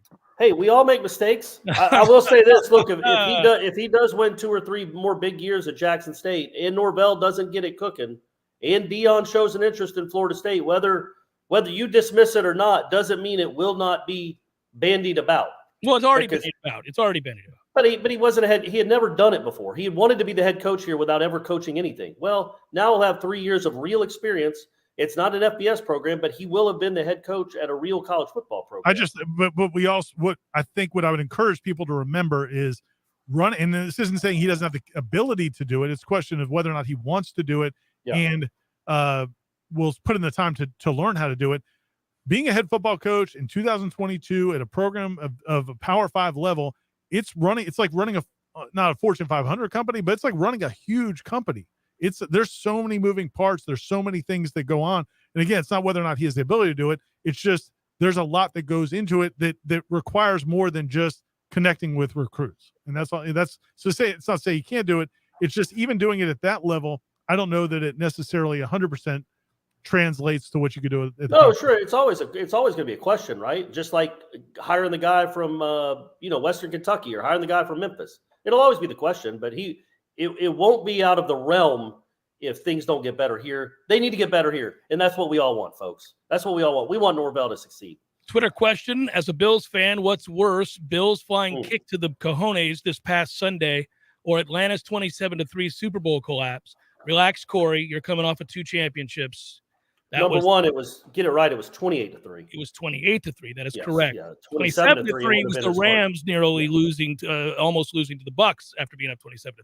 I just don't understand kicking it out of the end zone. Of course you don't, because it was a dumb thing to do. Because the ball gets to the 25, right? Yeah. Yeah. If you squib it, he has to pick it up and return it. You tackle him, 4 or 5 seconds go off the clock. The game is over. They're not going to be in position to kick a field goal. It was a cataclysmically stupid decision from Sean McDermott, and it shouldn't have cost him the game, but it ended up costing him the game. Well, I don't even think you have to squib it. That kid has a big enough leg. Just kick it really high to the 8. Well, either way. I mean, you can do it either way. The point is you want him to return it. Yeah, he's going to run it out. And it wasn't Tyreek Hill back there. So it takes him 4 seconds or 5 seconds to return it probably. Then they got 8 seconds left at the 25. It's over. 13. It's one play and a Hail Mary. Mm-hmm. That's just bizarre. It's just bizarre. But no, I feel for Bills fans. It's crazy. Yeah, it was an awful loss. Happen. It's an awful loss. It's not worse than losing the Super Bowl of 28-3, though. I do think could be. I mean, how many touchdowns were scored in the last 2 minutes? That game was 17 absurd. points scored in the last 2 minutes. It was absurd. It was. I've never seen anything like it. I doubt we ever will. It is funny, though, like they showed when he threw that touchdown with 13 seconds left, that one coach went and jumped on McDermott. They showed Josh Allen's family celebrating, saying, I can't believe it. It should be the end of the game. It should be the end of the game. But it's also the NFL, man. And if you're going to give Mahomes the ball at the 25 with 13, he's got 2 chances. Well, it's not like he had to, with those kickers, you just got to get to the 40 to give yourself a chance. So you got to go 35 yards. Yeah, still Mahomes silly. going 35 yards in 13 seconds isn't out of the realm of possibility ever. Yeah, but there is a reason that you've never seen it before. I mean, it's not. I don't care how preternaturally great the quarterback is. If you're properly playing a prevent defense, that doesn't happen. It's crazy. I'll never understand how it happened, and I forever feel bad for Bills fans. I'm glad it wasn't my team. That's brutal, but it's not as bad as what they should have done is been kind of more uptight, closer to the line of scrimmage, like Florida State's. So I actually had this conversation with somebody at Florida State, not on the football staff, just about that game, the Jacksonville State game, and the similarities, because that's exactly what Adam Fuller was trying to prevent, was the pass underneath that sets up a field goal. The difference is the Chiefs have Harrison Butker. The difference is not a freshman who's never made a field goal in a college game. That difference, and then the fact that if you go to overtime with Florida State, you think you're going to win that game as Florida State against Jacksonville State in overtime, as opposed to there's a lot of difference. Yeah, I'm just saying, but from a football just strategic standpoint, if you take all those other things out of the equation, that is exactly what Adam Fuller would have been concerned. I also like how that game is going to be the tipping point for them changing the overtime rules to where each team gets the ball once. Meanwhile, my Falcons never got to touch the ball in overtime. Tom Brady just wins the coin toss and the game's over. Those were 2 great quarterbacks going at it. 2 all-timers. Yeah, in 2018 it happened. Yeah, it looked a little different. Josh Allen in the last, 2 quarters of that game looked a little bit different than your quarterback. Yeah, Josh Allen looked a little bit different than every quarterback that's ever played in the last 2 minutes of that game. That was insane. When he gets going, dude, he is unreal. Well, I mean, he's also just a hoss. Yeah. Who's 6'5", 250 running like that? It's with that just arm. Dumb. Bishop writes real quickly, and we'll answer it and take a break because it's an easy answer. After this week's amazing games in the NFL playoffs, do the AFC and NFC championship games have any chance as being just as good or competitive? No. No chance. No chance. If they did. Yeah. Well, yeah, it's crazy. No chance. Seminole Headlines, 93.3 Real Talk Radio continues in a moment. Warchant TV. What's important when shopping at a gun store? Let's start with a friendly and knowledgeable staff.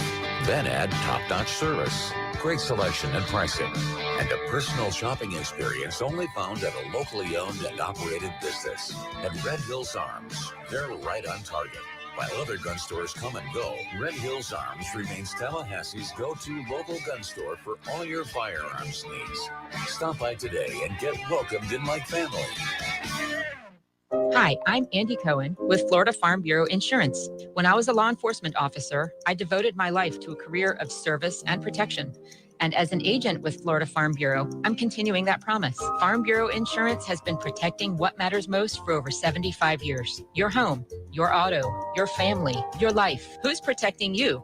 Give me a call, 850-671-FARM. That's 671-FARM. At Florida Farm Bureau Insurance, helping you is what we do best.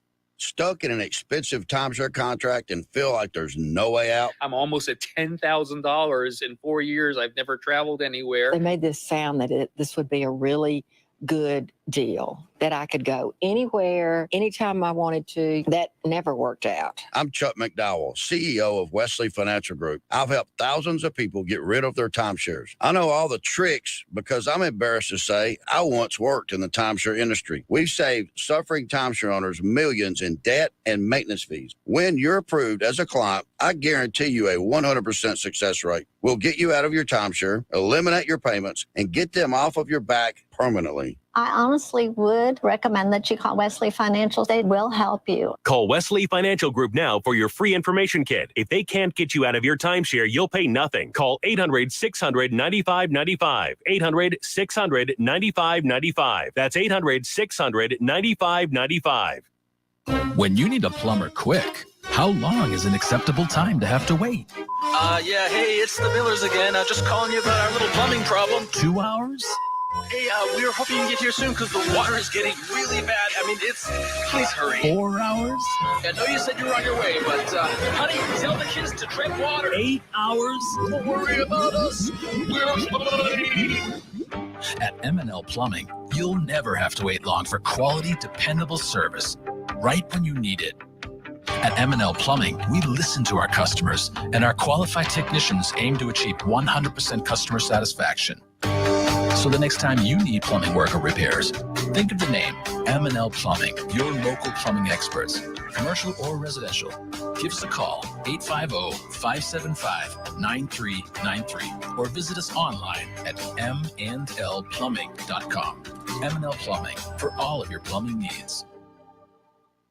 There's fun to be had every night at the Corner Pocket. Take home prizes on Trivia Tuesdays and Beer Bingo Thursdays. And kickstart your weekend with Martini Fridays. Plus happy hour runs every weekday and game day specials every time the Noles take the field. Watch all the best games at the Corner Pocket's Vegas Wall, featuring 560 inches of flat screen TV heaven. Oh, really? The best food, the best drinks, and the best place to watch all the games. Tallahassee loves the Corner Pocket. Life is stressful. Dinner shouldn't be. That motto is why Register Sausage has been doing business in the Florida Panhandle and Lower Alabama for over 75 years. A proud sponsor of Seminole Headlines, Register Sausage always provides the best Southern smoked sausage to over 140 grocery stores and restaurants throughout the Southeast. Headliners have discovered the Register's difference. You can too. To find a store that carries Registers near you or to buy directly, head to registermeats.com. That's registermeats.com. Register Sausage. Yay, sausage! Seminole Headlines returns now. Head to YouTube and search for Warchant TV today to catch the show live or on demand. Now, here's Jeff Cameron, Ira Schofel, and Corey Clark. Let's keep the questions rolling here. Walter writes that he's excited about the TCU Horned Frogs coming to Hauser in April. We get them between their series with Oklahoma State and OU. We need payback from the 2010 College World Series. I remember it well. The old 8-run eighth in the 11-7 game. That's when Mike McGee threw the Frisbee down the heart. And I think, Corey, correct me if I'm wrong, that was a home run that went about 680 feet. It landed in another state. It landed in Iowa. Yeah, pretty close to Omaha. That was in Rosenblatt, and you could first guess that was happening. McGee was throwing Frisbees, and you're like, this is not going to work out. And when we beat Florida, I think, with a McGee save, that was a line shot to second that was hit right on the nose. And I could tell Mike was done. Mike was done on the year, and we were still rolling his ass out there. And that guy hit a ball as far as you can humanly hit a ball. Well, see, I know what kind of fan Corey is because Corey's a fatalist. He, just an Atlanta sports fan, even though he's just won two titles. He should stop being a fatalist. He'll still be that way. But curious about you because like the Bucs fans seemed like you guys handled that loss better than I expected. You have Tom Brady as your quarterback. It's easy to handle a loss when you're the reigning Super Bowl champions. You just won a Super Bowl, and it just feels like you guys would have been a little bit more dejected. But you and Tom just like moved on right away. I guess what I'm questioning, so in that moment when Mike McGee is throwing the break, that one hurt. The sliders that won't break.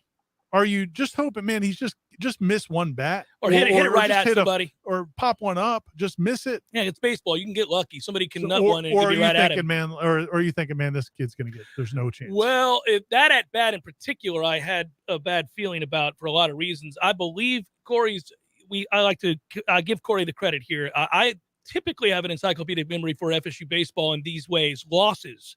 Snapshots of our painful losses I can remember. I want to say, Corey, that kid was a lefty.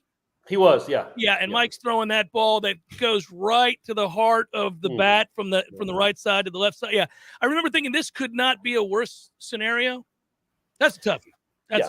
Yeah, I can remember that one. That one bothered me. They got screwed because they didn't have a great shortstop on that team. There was a ball earlier in that inning that should have been an easy double play, but you didn't have a terrific fielding shortstop. There's always something. Bad things happen. Yeah. As for the Bucs, both Tom and I thought the Rams would win going away. So when it was 27-3, I was like, well, this is happening. I mean, you're beat up. You don't have your guys. You're going to lose. I have to admit, coming all the way back and improbable as it was, and Sue forcing the fumble from Akers, and weird watching Florida State guys just throw up all over themselves as Jalen Ramsey gets beat on the Evans bomb. Good to see that. But that said, like all of a sudden, it's 27-all, and I'm thinking, well, maybe we will win. And the reason that it stung a little bit is because the 49ers did beat Green Bay in Green Bay, and I have nothing but respect for San Francisco, but I don't think they would have come in to Tampa the following week and won that game. So you could have kind of almost lucked your way into the Super Bowl because the Packers had lost. But guess what? Guess what, man? You didn't. No. You didn't. Your season's over. It is. Your season's over. Sorry, get ready for the draft. So for now, I can sit back and think winning the division, winning the Super Bowl championship, winning 14 games this year, it's fine. It's all right. It's fine. It'll be okay. A lot of winning lately. A lot of winning. Let's get to the next question, which is Mike writing, what's it going to have to take to have 4 great college football games like the NFL had over this weekend? And he's talking about playoffs. I don't know, man. There just never seems to be 4 great teams in college football, does there? There seems to be 2.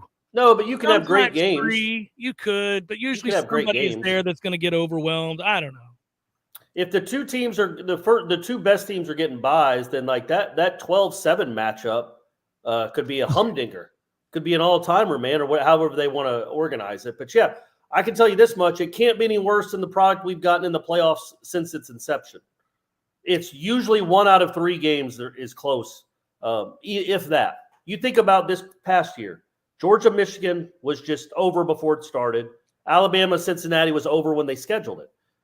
So you had 1 game out of 3 that was compelling. And that's the problem with down to the final quarter. And that's the problem with that sport. And we talked earlier about March Madness and how difficult it is to win a title or go to the Final Four.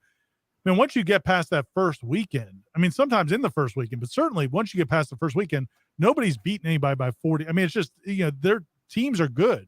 There's a lot of good college basketball teams. Yeah. And you can be beat by anybody. Competitive balance was something that I used to bring up all the time when we talked about women's basketball, that one of the things that hurt women's basketball was that you could have an Elite 8 game in which the prohibitive favorite beat the other team by 45 points. Like that happened. And you'd watch UConn or another top 10, Tennessee. like a top 10 team. And they'd beat them by 100. And you go, well, that shouldn't happen if we had more competitive balance.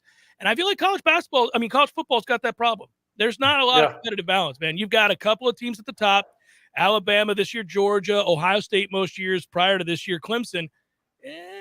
Now we're starting to get to slim pickings. Even those Big 12 teams like Oklahoma, who I love, and Notre Dame, certainly every time they make it, well, get ready for the ass kicking. Nobody thought Notre Dame would be competitive. Every time that they go, you're like, this is an ass kicking.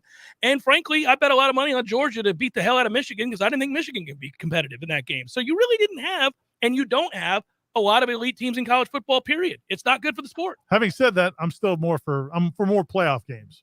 I'm just because gives more people a reason to hang around longer. Yeah, the final 2 may be a predetermined conclusion, but I'd like to see more playoff games. Sir Stuart Wallace writes, Jeff, may I create the GoFundMe that accumulates the bail money to cover you storming the floor to hand deliver the Platinum Bohica to the Canes next fall after 10 straight. This has to happen. How many chances will we realistically get to deliver a Platinum Bohica for that ass? Well done with the phrasing. The nice thing about that game, see, the Civics, the Tucker Center, they have ushers now that really do a pretty good job of trying to protect the court. Like in that Duke game, the last that we sit right next to where they line up, where they get in formation. Yeah. And with about 5 minutes to go, they were like really getting into gear. They were fired up. It's not worth it, guys. To stop the crowd. And they were really trying to. It just didn't work. But it never will. But in the Miami game next year, like they're not even going to be thinking about it. Oh, right. So you'll have a clear pass. Well, I also have a press pass. Right. And also here's the beauty: you're going to want to make an announcement to the people in attendance of what's happening, but you don't want to be too clear about what it is you're giving them. So you get the kid they use for the contest during the timeouts at the Civic Center. Yeah. Who screams unintelligibly into the mic where you can't understand what he's saying or why. He just screams loudly. So get him to do the presentation and people will be like, what is he saying? They'll specifically map out exactly what it all means and why they're getting it, but nobody will understand. But nobody will understand him, and people will just cheer because he's so loud and enthusiastic that they think they're supposed to cheer. My question to you is, how do I get Lara Nega to stay on the floor and take this prestigious award? Well, you hog tie him. Or if you hog tie him. Somebody else. Now he's elderly. I could pin him down. If somebody strategically is on the other side, like in the stands behind their bench and yells something about like an early bird dinner, I feel like they'll distract him. Something along those lines, right? And then he turns and there I sit. Yeah. Platinum Bohica Wait. in all of its glory. Are we having an early bird dinner? And then he turns around, and then there you are. He thinks to himself, I'm going to be able to get, some roast beef. And he's excited. And he turns around. And instead, there's the Bohica, which is utterly shocking to him. And he's thinking that he's being accosted. Is it liver and onions tonight? What do we do? Maybe mention that insurance that Joe Namath pimps on the ACC network all the time. He'll turn around for that, I bet. Yeah, Sir Stewart, you We'll can indeed, if you'd like, start the GoFundMe, because I will get arrested, and that's not, I don't really want that, but I'm willing to do that. Chris writes, big picture, can FSU football climb all the way back to the top of the mountain and win a national title without significant reform to the NIL, conference realignment, etc.? I ask because with how these 12-team playoff talks have gone, I can't hardly fathom these guys agreeing on anything. Yeah, so the point being that there's probably not going to be any sort of resolution anytime soon with the NIL. It's hard to imagine, but you can't say never. I mean, man, teams have figured out a way before to win without either, like in the age of cheating. It's not like the biggest cheaters always won. So you can't assume that the teams that, but it's as we said earlier, it's a hard road, man. If Georgia and Alabama and now Texas A&M and soon to be Southern Cal and those schools start recruiting at this level, it's gonna be tough. It's gonna be tough for Florida State, but not impossible. Like no. I have a friend that's a Michigan fan, and we were talking about the Georgia game. And he's like, "Look, we hit our head on the ceiling. There was nowhere else to go. If you're not from the South, you can't win a national championship. Well, you're not going to have the players. You can if you're Michigan's arch rival, Ohio State. That's what he said. That was the one. And even then, that was 8 years ago. But in Ohio State recruits in different parts of the country, I think, maybe than Michigan does. But Florida State does have the inherent advantage that they're in the South and they're around where a lot of the good defensive linemen are. So it's not like you're asking kids to come from Wyoming to play for you. You've just got to keep the kids near you home. And if you get a Joe Burrow type quarterback, yeah, man, you can. Yeah, man, you've got a chance. If you get a special quarterback, you've got a chance. Donnie writes, on to baseball, boys. With the new FOF in the works, how does this affect Hauser? Please tell me that someone has directed decision makers to some SEC ballparks as proof of concept. So if and when they move, it can be, as the kids say, lit. Keep up the good work, gents. Couple things there. I would say you don't have to point to the SEC, although that is a fine place to start.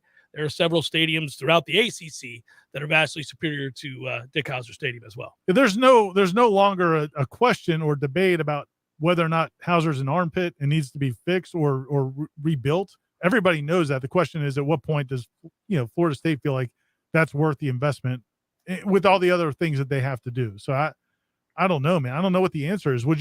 Corey, would you pour, I don't know, $30 million into fixing Hauser, or would you go with the Jeff Cameron idea, just blow it up and start over? Which is I would probably blow it up and start over, and I would make sure that Buster Posey's got to move back to this part of the country, right? Yeah, he's moving to Atlanta. I think he's moving to Atlanta. You guys can hang out, buddy. You can hang out with Buster. I'm sure. My point being, come on, man. He made like $200 million. Just give about 10% of it. That's all. That's all we're asking. We're not asking much. Just 10%, buddy. What did Florida State do for you, Buster? Without Florida State, you would have never played professional baseball. Don't we all agree on that? Probably. He'd be playing shortstop somewhere. He'd be sweeping the floor. He's heading to Dallas. For the record, I do think Buster's been pretty generous with the FSU baseball program compared to what a lot of athletes do. Compared to say JD Drew. Compared to a lot of athletes, but yeah, man, they're gonna. I don't know. Maybe it will take former players stepping up because it's gonna be a big investment. I don't often do this. This is very Corey Clark-like.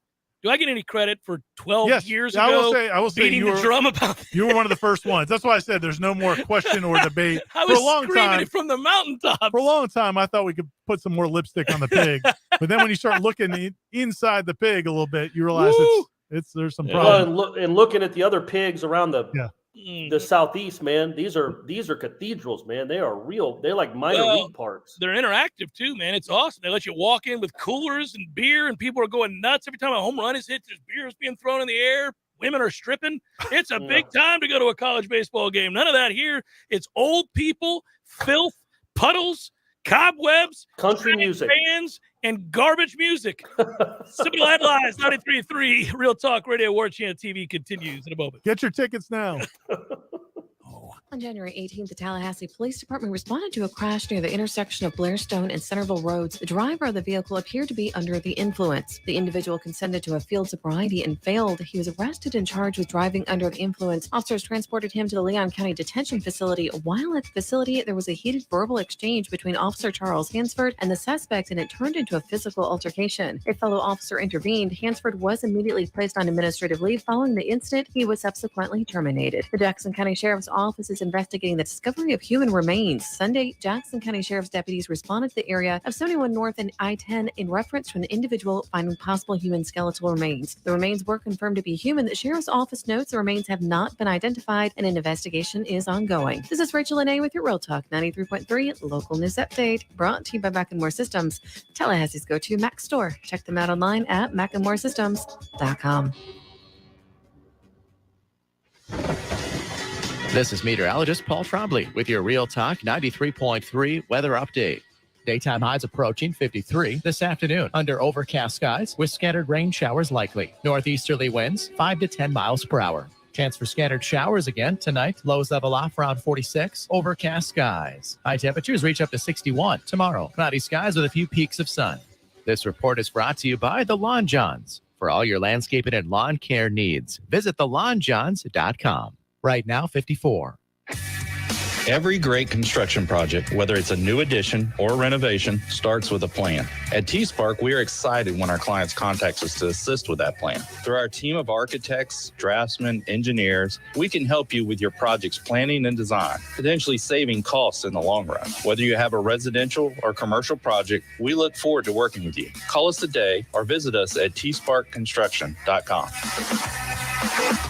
License number CGC 1525336. Life is stressful. Dinner shouldn't be. That motto is why Register Sausage has been doing business in the Florida Panhandle and Lower Alabama for over 75 years. A proud sponsor of Seminole Headlines, Register Sausage always provides the best Southern smoked sausage to over 140 grocery stores and restaurants throughout the Southeast. Headliners have discovered the Register's difference. You can too. To find a store that carries Registers near you or to buy directly, head to registermeats.com. That's registermeats.com. Register Sausage. Yay, sausage! Here's what you missed on the Greg Tish Show. Chattanooga, Tennessee. Pastor Tabner was alone with a female church employee. She in a towel and he in his boxers. The charismatic 41-year-old Hurley explained the two of them had been making chili and gotten food on the plate.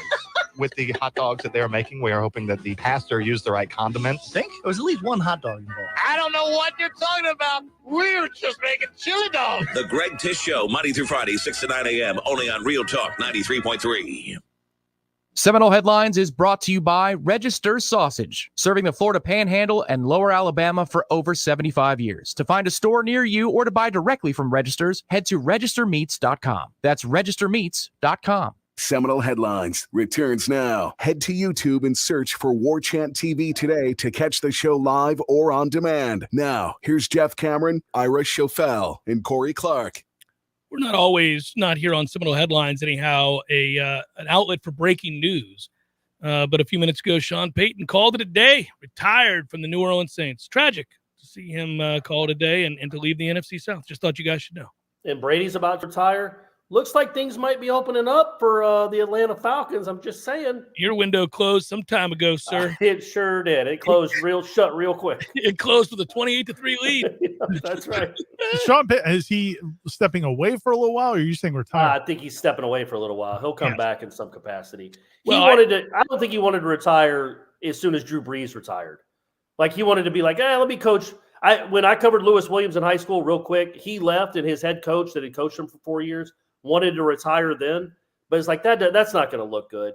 So he hung on for one more year after Lewis Williams. They barely made the playoffs at all, and then they left. No, you definitely need to leave when that guy leaves. But you don't want to. So Sean Payton was like, then there's some ambiguity whether or not you were a big part of it. If you say you prove that right, there's no ambiguity. So he's like, okay, I gave it 1 year with Taysom Hill. I don't want to do this anymore. I don't want to do this without Drew Brees. I don't like coaching without Drew Brees. Offense isn't nearly as fun with Taysom Hill. Yeah. Robert writes, I love the show, fellas. My question is, how come the state of Florida has such a hard time when it comes to producing offensive linemen? Love the show. Go Noles. I don't know the answer to that. I am not an expert as to why certain regions of the country seem to produce an abundance of certain types of player. Like, for example, the state of Louisiana, they just forever producing defensive linemen at a rate that doesn't really belie their overall numbers. I'm just shocked by it. Anyhow, it happens, as we see. And there seems to be this idea that obviously the Midwest produces an overabundance of offensive linemen. I don't know why it is, but they don't report it. But to your point, I mean, wide receivers and running backs. It's kind of an axiom in recruiting that you're not really looking for offensive linemen in the state of Florida. If you are, there's some that turn out to be really good. Oh, but for the most part, it's just it's not where you want to be. Weather's good here year round. Are we getting Twitter, by the way? Are we getting Twitter? Yeah, buddy. Okay. I've been going back and forth. Right. I'm doing it up. Hey, Jeff, long time no see. Got to make time to see you and your dad. Oh, we got a dad reference, everybody. In family soon. 2 questions. How far does this basketball team get? They're so Jekyll and Hyde, as we saw this past weekend. And will Tom Brady come back for another year? I don't know about Tom Brady. I think probably based on a couple of things. As far as this team, I actually don't think they're Jekyll and Hyde. I think they just have a ceiling. There's some real flaws to this team that they're overcoming. So they're always going to look like a team that makes things look difficult because it is for them. They're not elite yet. And I also don't think that weekend, that performance, that game, that was a unique situation. In fact, I think Leonard Hamilton basically said he expected them to kind of have to grind out the first half physically. Right. But what happened was they shot so well, and Miami shot so poorly, they got off. I think it just kind of gave them some energy to where they played that awesome first half. Then they get to halftime, and I think that's when their legs went, and that's part of what you saw in the second half.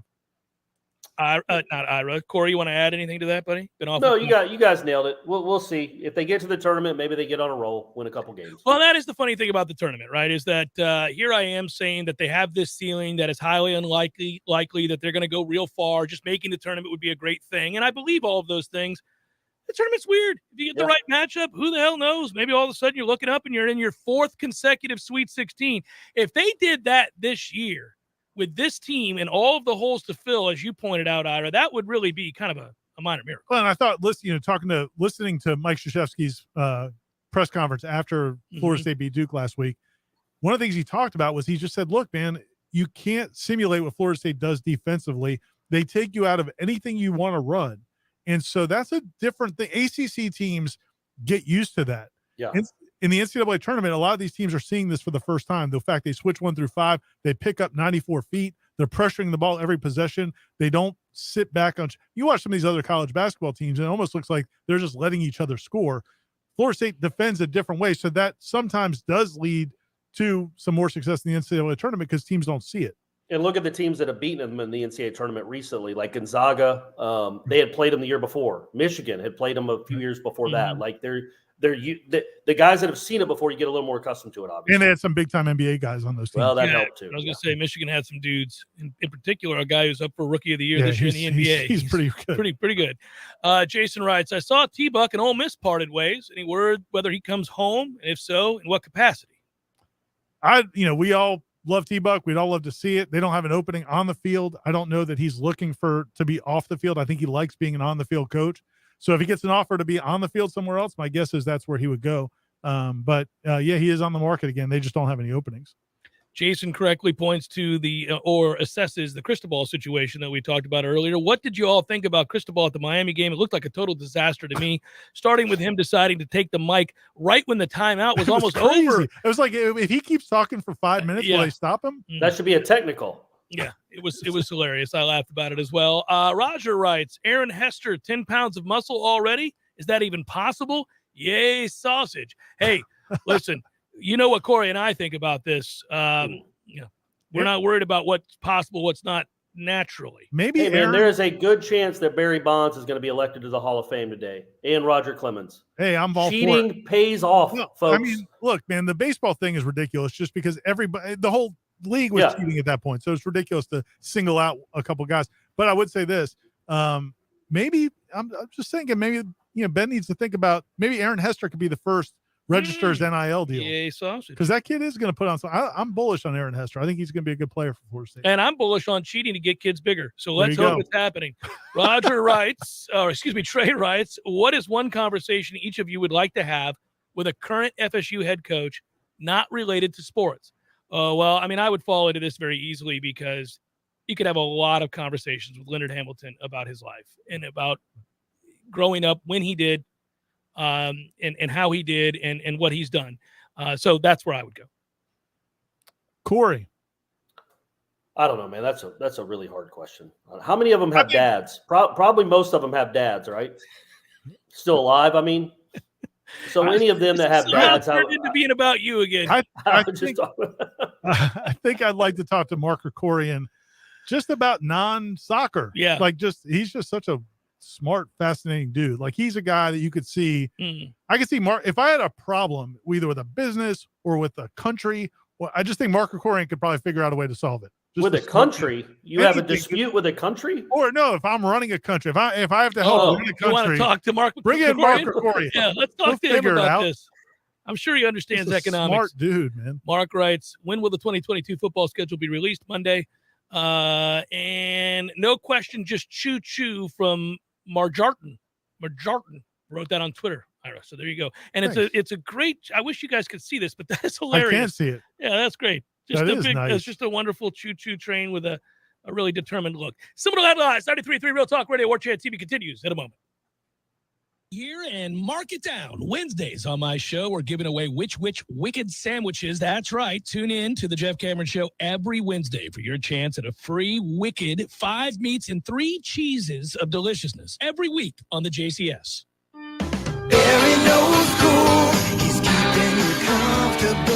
This is Kyle, Service Manager from Barano Heating and Air. Schedule an appointment from your mobile device to learn about our Total Comfort Service Program. With guaranteed same-day service, 15% off necessary repairs, and $25 berry books to use towards air filters and other products. Turn to the experts at Carrier and Barano Heating and Air. Any day, anytime, anywhere. Online at baranoac.com. Florida license CAC 1816-186.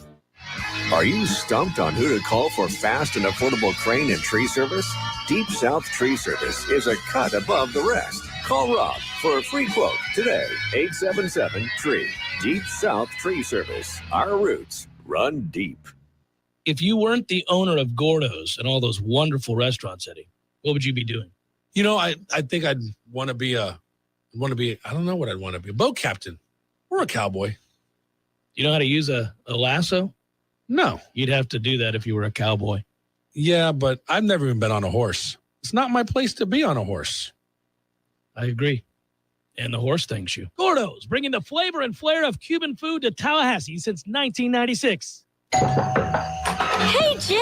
Thanks for coming. Are you kidding? I never miss one of your dinner parties. How's the new job? We're growing fast. And I stopped working weekends, thanks to how much smoother everything runs on NetSuite by Oracle. Fantastic. We're still using QuickBooks. Why haven't you upgraded to NetSuite? We're making QuickBooks work, sort of. Shh, watch your language. The kids are right there. Sorry, Amy. NetSuite gives you visibility and control of your financials, inventory, HR, planning, budgeting, and more. NetSuite is everything you need to grow, all in one place. And 93% of surveyed businesses increase their visibility and control since upgrading from QuickBooks to NetSuite. Yeah, sounds like it's time for me to switch to NetSuite. Over 27,000 businesses already use NetSuite. For the new year, NetSuite has a new financing program for those ready to upgrade at netsuite.com/advantage. Head to netsuite.com/advantage for this special one-of-a-kind financing offer on the #1 financial system for growing businesses. netsuite.com/advantage. Many orthodontists in Tallahassee can straighten a smile, but at Birch Orthodontics, they're dedicated to providing the finest care possible. The experienced and friendly staff is trained in all of the latest techniques. So whether you need standard treatment like braces or Invisalign, or you have a more complicated case requiring extra attention, Birch Orthodontics is here for you. Set up your free consultation today by visiting birchorthodontics.com, BURCH orthodontics.com, or call 850-877-1692. At Birch Orthodontics, they create beautiful smiles that last a lifetime. Seminole Headlines returns now. Head to YouTube and search for Warchant TV today to catch the show live or on demand. Now, here's Jeff Cameron, Ira Schofel, and Corey Clark. Wrapping it up. A few final headliner questions. We've done good, guys. What were y'all just giggling about since I don't get to take part in the off-air banter? I actually cannot repeat what we were just talking about. But I was actually going to tell you, Corey, that this has been kind of the chit chat between segments has actually been kind of nice today. Yeah. Like a little bit more. I don't know. What's something just a little different. Just a little, I can't less put my finger on Corey-centric. That could be. That might be. It's actually been about our families and life outside of this. Hasn't been about what you're doing next. Great. Sorry. Thank you. You know, we love you, buddy. Next time you'll be in studio. Yeah, we love you. I'm never coming back to that studio. This is from Brent. He writes, Jeff, will there be a listener viewing party at the X-Mart when you purchase the Platinum Bohica? Oh, man. That's well done, Brent. Matt wants to know if we think the NFL is rigged. No. Sean says, how much did the Rams win by without FSU alums trying to lose the game for them? Yeah, that was crazy. It was a rough patch there. So, hey, Evans got him with that stutter step. Didn't he? It was beautiful. He did that twice in that game. That's a nice move, man, because it dinks the DB. They have to look around. And he's deceptively fast, straight line. Yeah. Like, people don't think a guy that big can go, and he really can go. Yeah, Jalen's thinking, like, I can look back and I'm not going to lose him. Yeah, he lost him.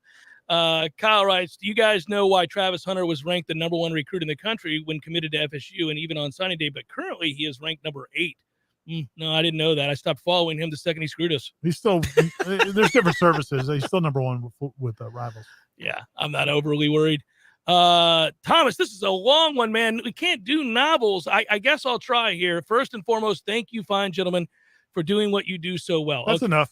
Yeah, you can stop there. You're welcome, Thomas. Well, Ira, you're going to be glad that I didn't stop, because he writes, this question is more for Ira because he's the GOAT when it comes to the ins and outs of the soon-to-be great Seminole football program. But I'm always interested in Jeff and Corey's opinion as well. Ooh, backhanded. Hey, I'll take it. Any compliment. I don't care if it's backhanded.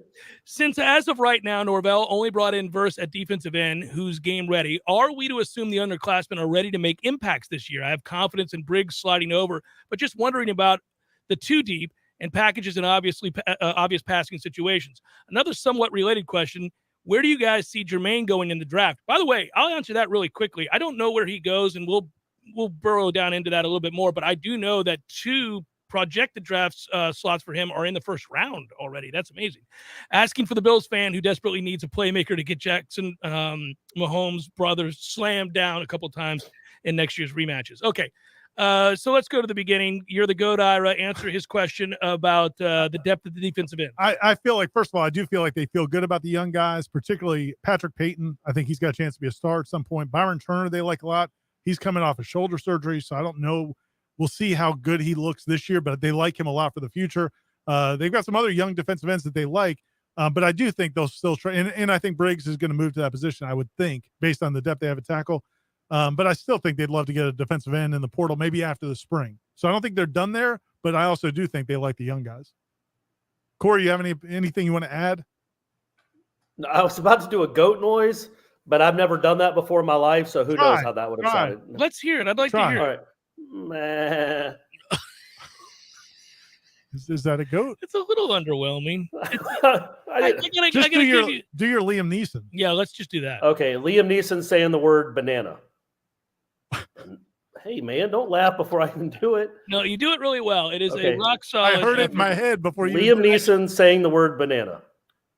Banana. Laughed again. It's fine. It's fine. I'm not doing it again. I can't. It's like Steve Martin can't tell his jokes because the people are laughing. I did like that. That's good. I heard it loud and clear. What's the status of FSU's basketball class of 2022 recruiting? That from Scotty, who really loves Florida State basketball, clearly. Not great by their recent standards. I think their highest ranked guy is like in the 90s, maybe in the rivals, maybe certainly not in the top 30 or 40. It's a 4-star. There's time. There's time. 3 stars. Yeah, they'll get maybe one guy left, but yeah. I like the kid. Is Tom House, I think his name. Yeah. The shooter. They got. There's some video of him in some 3-point shooting contest. My man can stroke the 3. They really need Matthew Cleveland to come back. That's all. Cleveland and Mills come back. You can let these guys kind of find their roles. The good news was in that victory over Miami, Matthew Cleveland had a whopping 4 points. Maybe a few more games like that. You're rooting for that? Yeah. But think about, man, John Butler's going to be he's going to be a nice player. He's going to be a stud. I love Naheem McLeod. I do too. There's some. Cleveland stays. They could be. That's a big if on Cleveland, though, man. But if they all do, or most of them, they could be good. They could be. Would they be a top 5 team in the country if that happened? It's probably not going into next season. And also, if not, the portal's wide open, baby. The portal is wide open. Go get you some. It always is. Jeff, what does the Platinum Bohica Trophy look like? Is it fit to be seen live on? No. Not. It's not really even fit to be talked about. Oh, sure it is. Sure it is. We're not so sensitive in these parts. We can have these conversations. Right. And Jim Larinaga has seen some things in his 75 years. Yeah. 75 going on 100.